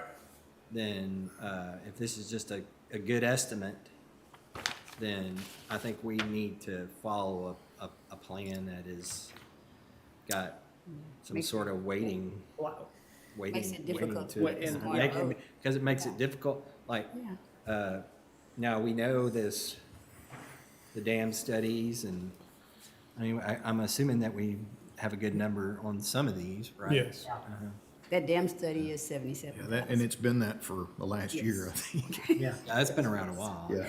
but I mean, if we ask them to furnish us solid numbers on generators, and there's a consensus here that we were gonna fund the generators and move those off the list, then theoretically, by the next meeting, next court meeting we have, if we had good numbers, we could fund those and move them off the list if we had good numbers. And Can they it's- get good numbers in Yes. Well, 2 weeks? that, I would think. I know one entity, when they submitted their request, they submitted quotes from a company. Nowadays. Right. I still don't want to say their name, but they submitted a quote from a company that they visited with yeah, on their typically, generator quote. yeah. So let's just say that we wanted to do this today. And we Yeah, do that with the caveat that it's not to exceed the total allocation. that's good. Yeah, And anything that comes in under is great, but it can't exceed what. exceed that. I like that. Mm-hmm. 'Cause Let they- me they throw send us another this wrinkle information. in. Right. Judge, we've got, some cities that have tours, and part of the reason we participate in them is they're supposed to do the infrastructure and all that stuff that's needed. Yeah. Does that need to be taken into consideration? I think it is, and that, early on, I was saying that there's certain large requests that we might need to say is, are we gonna approve this whole request? Now, I was thinking about some others, but, their ability to raise money, if the only revenue is meter, they don't have the same advantage as a city with a taxing authority and a TERS to solve their problem. And so, and the reason why we focused on arsenic is because they were limited in being able to provide a financial solution. But yeah, I mean, I think it's all up for discussion. You can take all, if the court has a consensus to think a city that has a request for funding for generators or plumbing, those kind of things, they might have more of an advantage, and we might lower that percentage that he's calculated here. And then we don't have to get out into the details of, they submitted it, let's go with their number. Because if we go into the having to audit what they. Proofing business, yeah. Yeah. Yeah. I like the idea, we cap it. Cap it. At that. On generators? Yes, sir. Yeah, I'm okay with that. For right now. And so do Exactly, we- it's, Because we can change our mind, but Do we treat the cities then differently with the generators? I think so. I agree. I think we can help them out a little bit, but you're talking about the cities that have a tax rate, you're gonna probably discount their request some for the, that's a way to approach it, but especially if they have a tax rate and a TERS, because we already Well, gave the and- money through the And abatement. if it's a city with the TERS, we're already giving them or you that. give them. Yeah, we're abating taxes. I mean, So, No, we're collecting in them and giving them to them. so that just kills At the 70%. idea that we had, because before we send out and tell them we're good at capped at this, we need to know what we're gonna discount it by before we offer yeah, I think we can say, here's what we want to do, but the other thing that we want to do, and there's a good possibility, is change our mind. And so as we analyze and go forward, we're not ready to make a lot of commitments. In this deal, I think the methodology, I think one thing that it seems the court likes the methodology, both of what Tom has put together here and what Dustin has put together with a spreadsheet with the buckets, because it gives us the flexibility of moving that money around, just like, during the budget time where we say we want less of this and more of that, and, auditor's department just moves it around. We'll do the same thing, but So what I'm hearing is that you're saying a WSC does not have the ability to issue bonds to improve their water system. Is that correct? I think that's right. I think they're. Mike, is that correct? They have to issue private. They have the ability, well, no, they don't have they do have the ability to go through the Water Development Board, but it's taxable. So But it's what? Water development. their debt is taxable to the investors if it's a water supply company. Well, I hate to throw this out, but I'm not comfortable making a decision now until I know the potential vehicles of revenue that they have available to them. Because if one of these truly has nothing other than the meter, we need to pay more attention to that. Okay. But I would like to see broke out who has a tax base, who has the ability to get a bond. I would say, starting from the bottom, East Crawford, and then the next one up is Axtell Prairie Hill. And then the next one up's Cottonwood, and the next one's Ross. None of those have any other ability for revenue other than what the meter charge is. Pure water, I don't know what kind of structure it is. I think they may fit in that group too. It's a think they do WSC. If pure water. WSC, he's saying they don't have any other. They can, I believe we've done financing recently with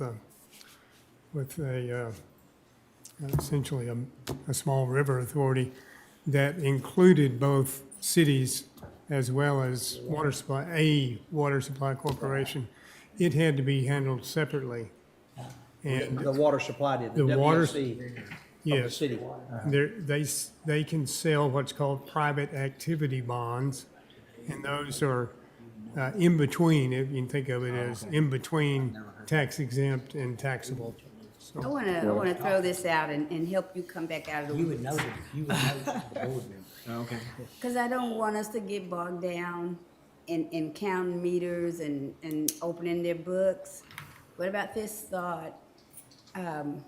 If we have awarded a church to an entity, we've given them some type of county assistance. So if we have entities on here that we're helping already in one way, then maybe we look at in helping them in this way, what would that level look like? Because we're already helping them. But if we have entities on here that they're coming before us and we are not giving them any kind of assistance in any way, then we look at that assistance another way. Because it looks like we only have one up here that's currently receiving some type of county assistance. Because I think we're gonna start going through the weeds if we start trying to find out, well, who else is helping them and how many meters they have and what does their books look like. I think we're gonna bog us down with details we don't necessarily wanna bog ourselves down with because we have so many other things on our plate. But Commissioner, if you don't look at the question of who else is helping them, or whether they have access to other funds, then you're just giving away money. Because if you give them less than what is necessary to do their whole project, what are they gonna do with it? That, all they can do is reserve it, which is something that it's not meant for, or use it for other things, which is something that's not meant for. I agree with you. And perhaps when we look at their larger requests, like when we start getting into their arsenic projects and their infrastructure projects, right now, everyone is coming in under his allocation formula. But I understand what you're saying. It's kind of like in our application process, we did not say, oh, in order to be considered for funding, we're gonna need this information. And then they submit an application, we go, oh, but before we give you money, we're gonna need this information. So I just wonder how we balance that. What about where you, that combo right there, Axtell Prairie Hill? Axtell is a incorporated area. So they have the capability of selling bonds to support their portion, and then you got Prairie Hill that doesn't. I mean, that's awfully confusing right now. That's what you were talking about a minute ago, wasn't it? Mhm. Two different. Yeah, they could go together and sell bonds, only the bonds they sell for the. Would be obligated through Axtell. Yeah, what you they would be a would different usually type. do in that situation. Hold on, is that's one the talk at a municipal- time. Hang on, Mike. Anything else? All right, go ahead, Mike. Is the municipality would go ahead and issue the bonds, because that way the interest is not taxable, and would have a separate agreement with the Water Supply Corporation, making them responsible for a portion of their portion of the debt. Yeah. I'll throw another fly in the ointment. You take somebody like a city, and there's a couple of them up there that we're talking about, they have other means of securing the funding. But, and when we talked about meters a minute ago, if they offer water outside their city limits to people who wouldn't otherwise have water, then they're actually doing a service for us by supplying it, just like these WSCs are, to citizens who don't live within the city limits. But we're going to penalize them.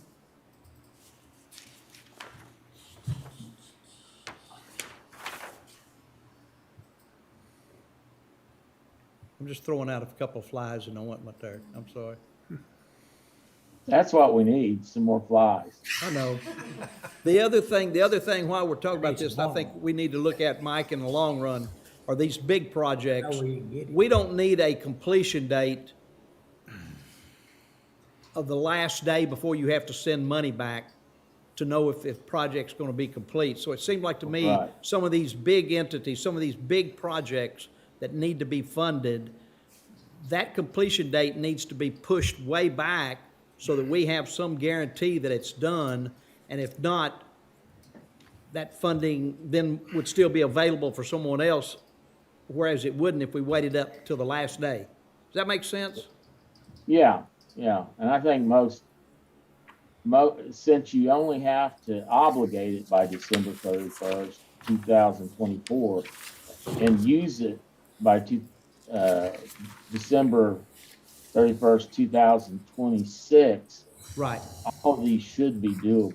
They should be, but Any yeah, of the that's, but, projects. yeah, yeah. I would hate for us to have to send it back because we didn't get a project finished. Or didn't get off the drawing board with it.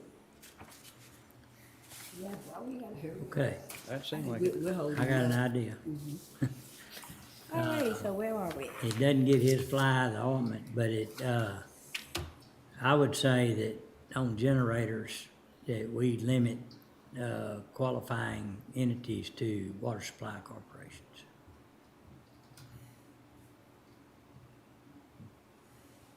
There's two of them up there that wouldn't qualify then. There's one for sure. What, Who's the other one? Well, that, I don't see that Axel Prairie Hills at WSC. Axel's not Yeah. a city though. Yeah, It's a Axtell, township. It's not incorporated. it's just called Axtell It's a Water township. Is Supply it a Corporation. WSC? Yeah, Yeah. yeah. Axtell, EOL's not in here, but that, it's supposed to be. Axtell, EOL, which took in more, and Prairie Hill on the meters inside the county. And they're water supply corporations. I look at the sign when I drive. So what's the total request then? If you limit it to just water supply corporations, what's the total ask? Yeah, pure waters. But then we're gonna turn around and also give them Yeah, money I tell for you it that. without It's doing the anything for anyone Which else. is a That's what we said a while ago, I generator. understand, it's separate pot, but then I'm just saying, then we're gonna turn around and create another pot for arsenic that they'll be included in. Right. Yep. Well, one of the questions I had about the city of Lorena, we would have to wait on any consideration to them until March 30th because they don't have a money amount. They're still pending, according to Well, your that was just, spreadsheet. that was, You don't have a what? You don't have a cost on here, it has pending. Um, that was a water line. You got generators. That's generator. I think she's right. Yeah, there's no amount Says for the city of Lindbergh. I was still waiting on their engineer to send us cost estimates. No response to questionnaire. So perhaps we can make that pending. You know, it's not like we couldn't come back and visit it, but I do respect what the judge is saying and tend to Let me- agree. let I'm me just saying they double- don't even have a money amount on the spreadsheet if we wanted to award something today.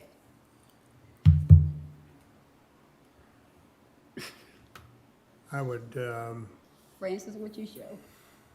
I'm sorry. When in doubt, just give it all to Francis. I would like to double check and make sure that Let me see what this Lorena hasn't sent something, they were on their Let me see what consultant's back to get something in, so. there's a spreadsheet. I think this may be something that we need to deliberate again, and in the interim, pull some stuff and get some more knowledge. Well, tentatively, I could support the judge, this thought, Yeah, good, I could, tentatively. yeah. Well, here, real quick, let me give you, Oh, okay, the real money? so far what we have in requests for generators on his spreadsheet. It's $938,700. I don't know why we Anything couldn't that would freeze be it. allocated more, using this formula, more than what the requests are, Yeah, that should Uh-huh. go back in the pot. right. You mean the cost of all the generators is only $900? That's what I have calculated. That's If from, the spread, yeah. if- from this, Right. from this, Okay. from Tom's data, you know, and so like, we don't have data from Marina. Or, no, Ross has got theirs in, Well, if Pure Lorena Gold has it in. puts theirs in, it will exceed significantly the allocation that came out, because one of their generators, I looked at it, it's been months ago, but, was in the $900,000 range. Okay, All the pertinences and whatnot. then let's look at like Cottonwood. Pure wants There's two 100,000. generators, but they also want a new well. So if they don't get the new well, obviously they're down to one generator that they would need, right? Yeah, they don't. I'm not so sure about that because, that, and here's like, so we don't know the details. I mean, I've talked to a board member of theirs, that's probably this is the one that I'm most familiar with. I think that well project comes with a generator. It may come with a generator. I don't know. Does that sound right? Am I dreaming that, Tom? No, you're not. I think a public water system would have to have backup. Yeah. Unless like they the- have two sources of power, which you can't get now, so, yeah, you're probably So would right. that be one or two generators? It looks like they got two for 200,000, so maybe one is 100,000. According to the spreadsheet, generators equal 200,000 and the new well 1.3 million. So we got them down there. They're $100,000 each, Uh-huh. Cottonwood. Is that what you're saying? Right, and I'm just saying, would they, Ross's is 125,000 each. so we probably just need to verify, is there a generator included in the new well bid? Or do we, I think it's separate. They got a total of 1.5 with the generators at 200 and the well at 1.3. Your total generator request is $938,000. And you so did it from far. here? You did it Yeah, from, just you did it from from there. here.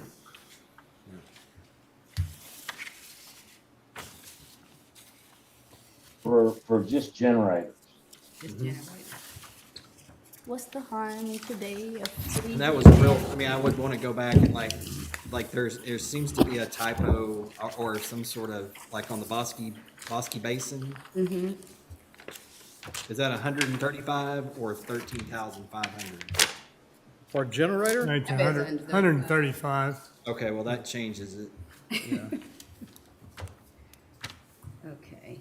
13.5. So that's $1,060,000. That's about where we're at. which is where it's at, yeah.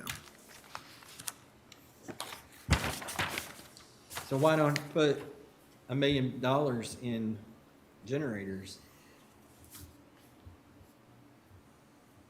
Well, that would only cut, didn't you say Lorena's was 900,000 or something? 376. 370. We don't know what theirs is. We don't 'cause don't they have haven't an shown it. amount for Lorena. We don't have an amount for Lorena. I assume they have until March 31st to submit They a do. dollar amount? I need to get with Kevin, because I have seen one estimate on one generator, and as I recall, he said you need 3. And they were turnkey, they were, but that one was 900,000, and I think he was telling me the other 2 would be in the same neighborhood, so, One generator, 900,000? yeah. No, no. But obviously depends on size, and, it's more than just the generator, it's the site work.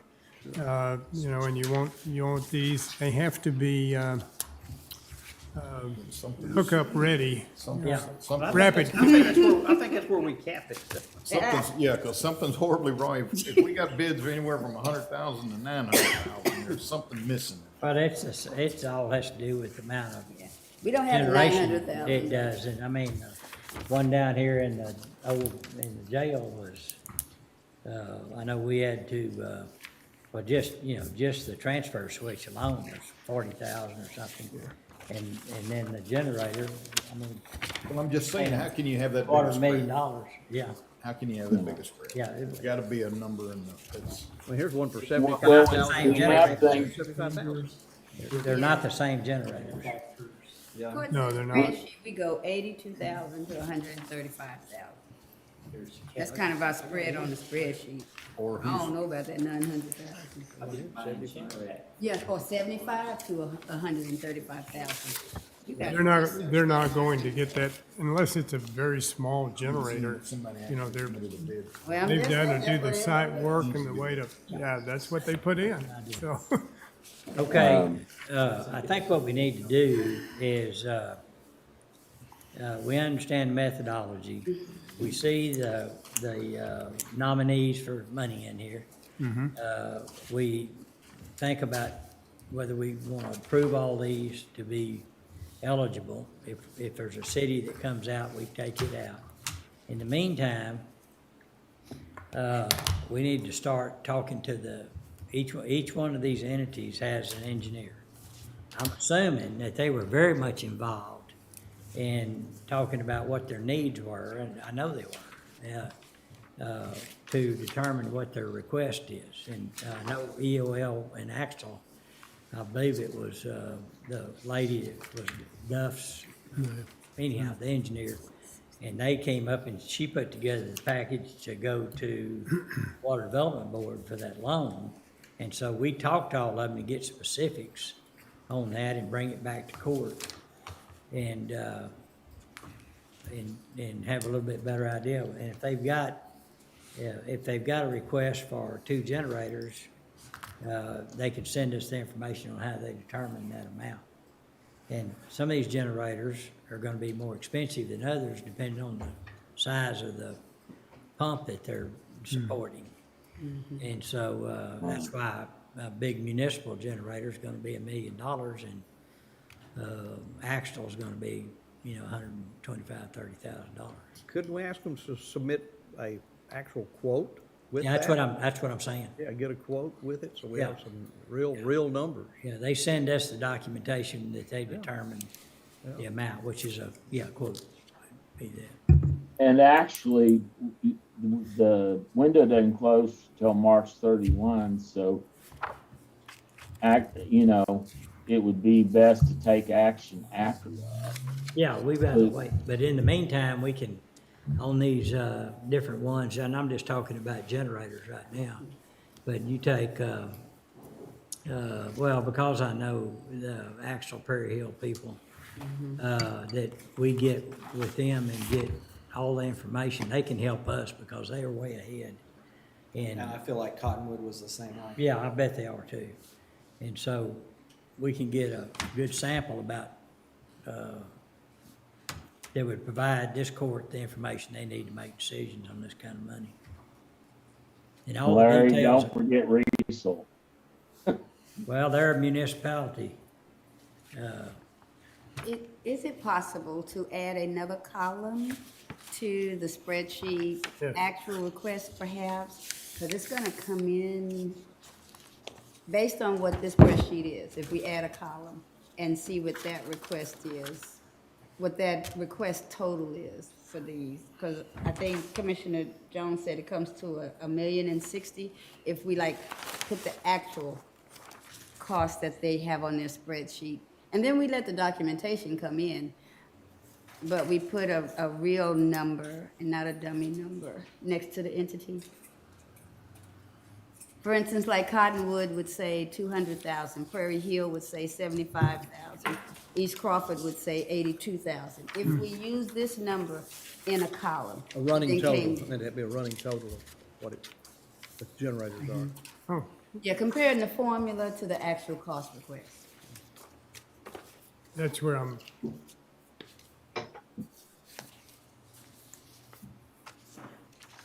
Well, I think Yes, it's a we good can idea to definitely add make a them go column. get the quotes. Huh? I think it's a good idea to make them go get the quotes and turn them in. Well, yeah, I'm just saying in the interim, I do too. I know Pure Water has submitted their quote. Some of them, and it's not the 115, it's the spreadsheet. I think it'll be a good idea to have documentation for the cost that we put there. But if we could see their costs on a spreadsheet, because right now we're looking at a formula and it's it's throwing us off a little bit. Like we're looking at Axel Prairie Hill at 236,000 and they're only asking for 75. Okay. So ask versus what they're allocated. Yeah, just a column. I don't want you to change the formula, I just want a column. Yeah, absolutely. I see what you're saying now. But that if the allocation to the entity is more than what they requested, then unless they have another request, like, you know, they're in the arsenic group or something, those funds could be put back in the pot to be reallocated. Right. And that's why I don't want you to delete the allocation by entity, because we need that in comparison to other requests that they may have in other categories. Right. But yes, I'll get with these, and we do have some quotes. You know, Johnny Tabor's done some, so I'll get with those engineers and ask them for how strong a quote they can give us, you know.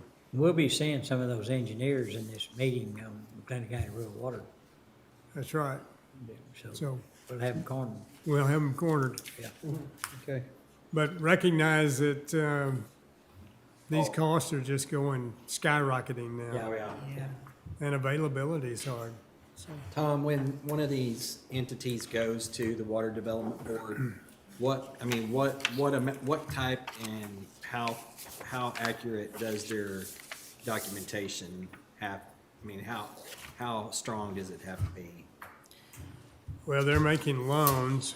And are they, so is it like on a, like, they? You have to provide a budget. They estimate, they have an estimate and they do drawdowns and stuff like that? So, yes. You get, I forgot what that form's called, but they keep up with it all through the project. As far as their initial cost estimate, they do have to provide a preliminary engineering report that has a cost in it, that kind of thing. That could be the basis of the loan, if they approve the report, the engineering report. So I assumed today that we were picking out the easiest category to figure out, and I was obviously wrong. The most labor intensive is probably the arsenic related issues, right? Yes. So we've got to get a focus on those coming up pretty quickly, knowing that that's the most labor intensive and probably the most time consuming. Time consuming, absolutely. So, what we'll do then is, get the engineers to tell us how they came up with all the specifics of how we solved their arsenic issues. As they determined it. And, you know, it's gonna have backup information and all that, so we'll provide for each one of these requests, try to have a packet. Outlines there. Are we still gonna try on the 29th to Yes, sir. have some ARPA? Well, we still have these other items that aren't in what we were just talking about.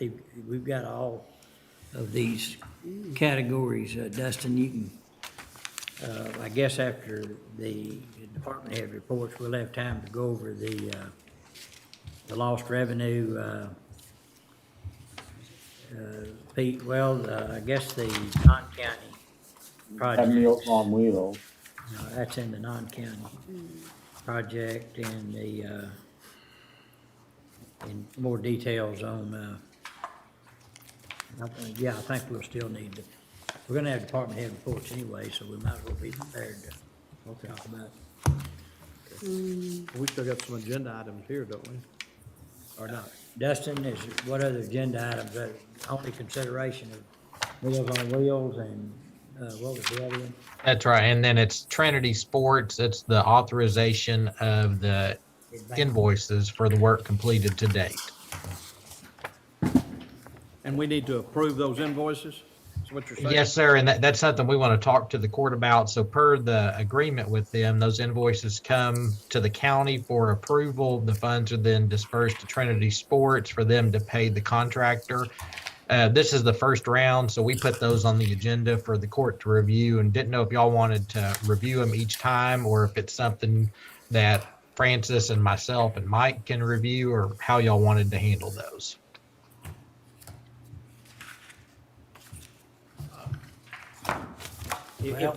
if it's something we don't have to review and there's three of you looking at them, I think that's plenty of people to look at them to confirm them. I don't that's up to the Yeah, court, but yeah.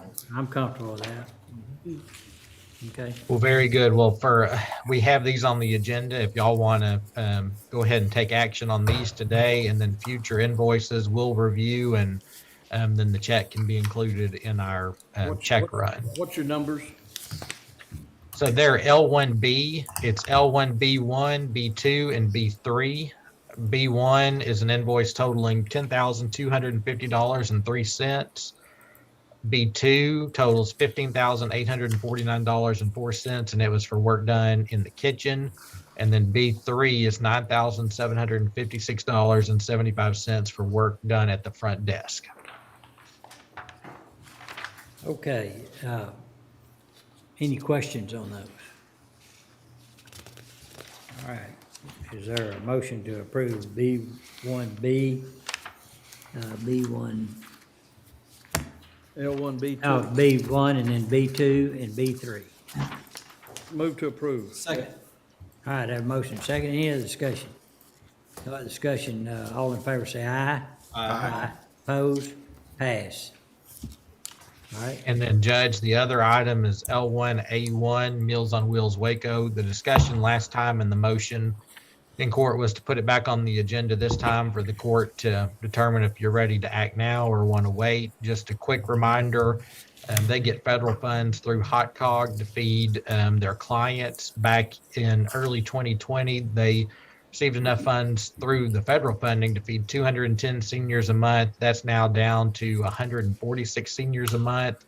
And overall, that federal funding only contributes enough funds to do about 24% of the meals they serve in McLennan County. So they're asking for enough funds to meet that gap from that 210 down to 146, which is to feed 64 seniors for a year at $2,000 per senior. It's $128,000. all right, any questions on that? I don't have a question, but I would make a comment that I did ask Dustin if they could furnish us a listing of how well they covered McLennan County, and I was very, very impressed. I was very, very impressed with where they go and how many different directions they go to take care of seniors. I saw that, it looks like they cover every foot. Every I'd direction. encourage anybody to go on a ride with one of their, sometime with their drivers.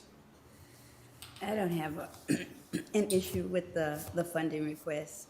If there weren't any questions, I would move to approve it at the 128,000. Second. All right, have a motion second, any other discussion? No other discussion, all in favor say aye. Aye. Opposed, pass. All right, and Judge, that should be all the action items, but like for Mercedes or Reagan to confirm that. Yes. Okay. Anything else to come before the court? 2:59, perfect, we adjourn.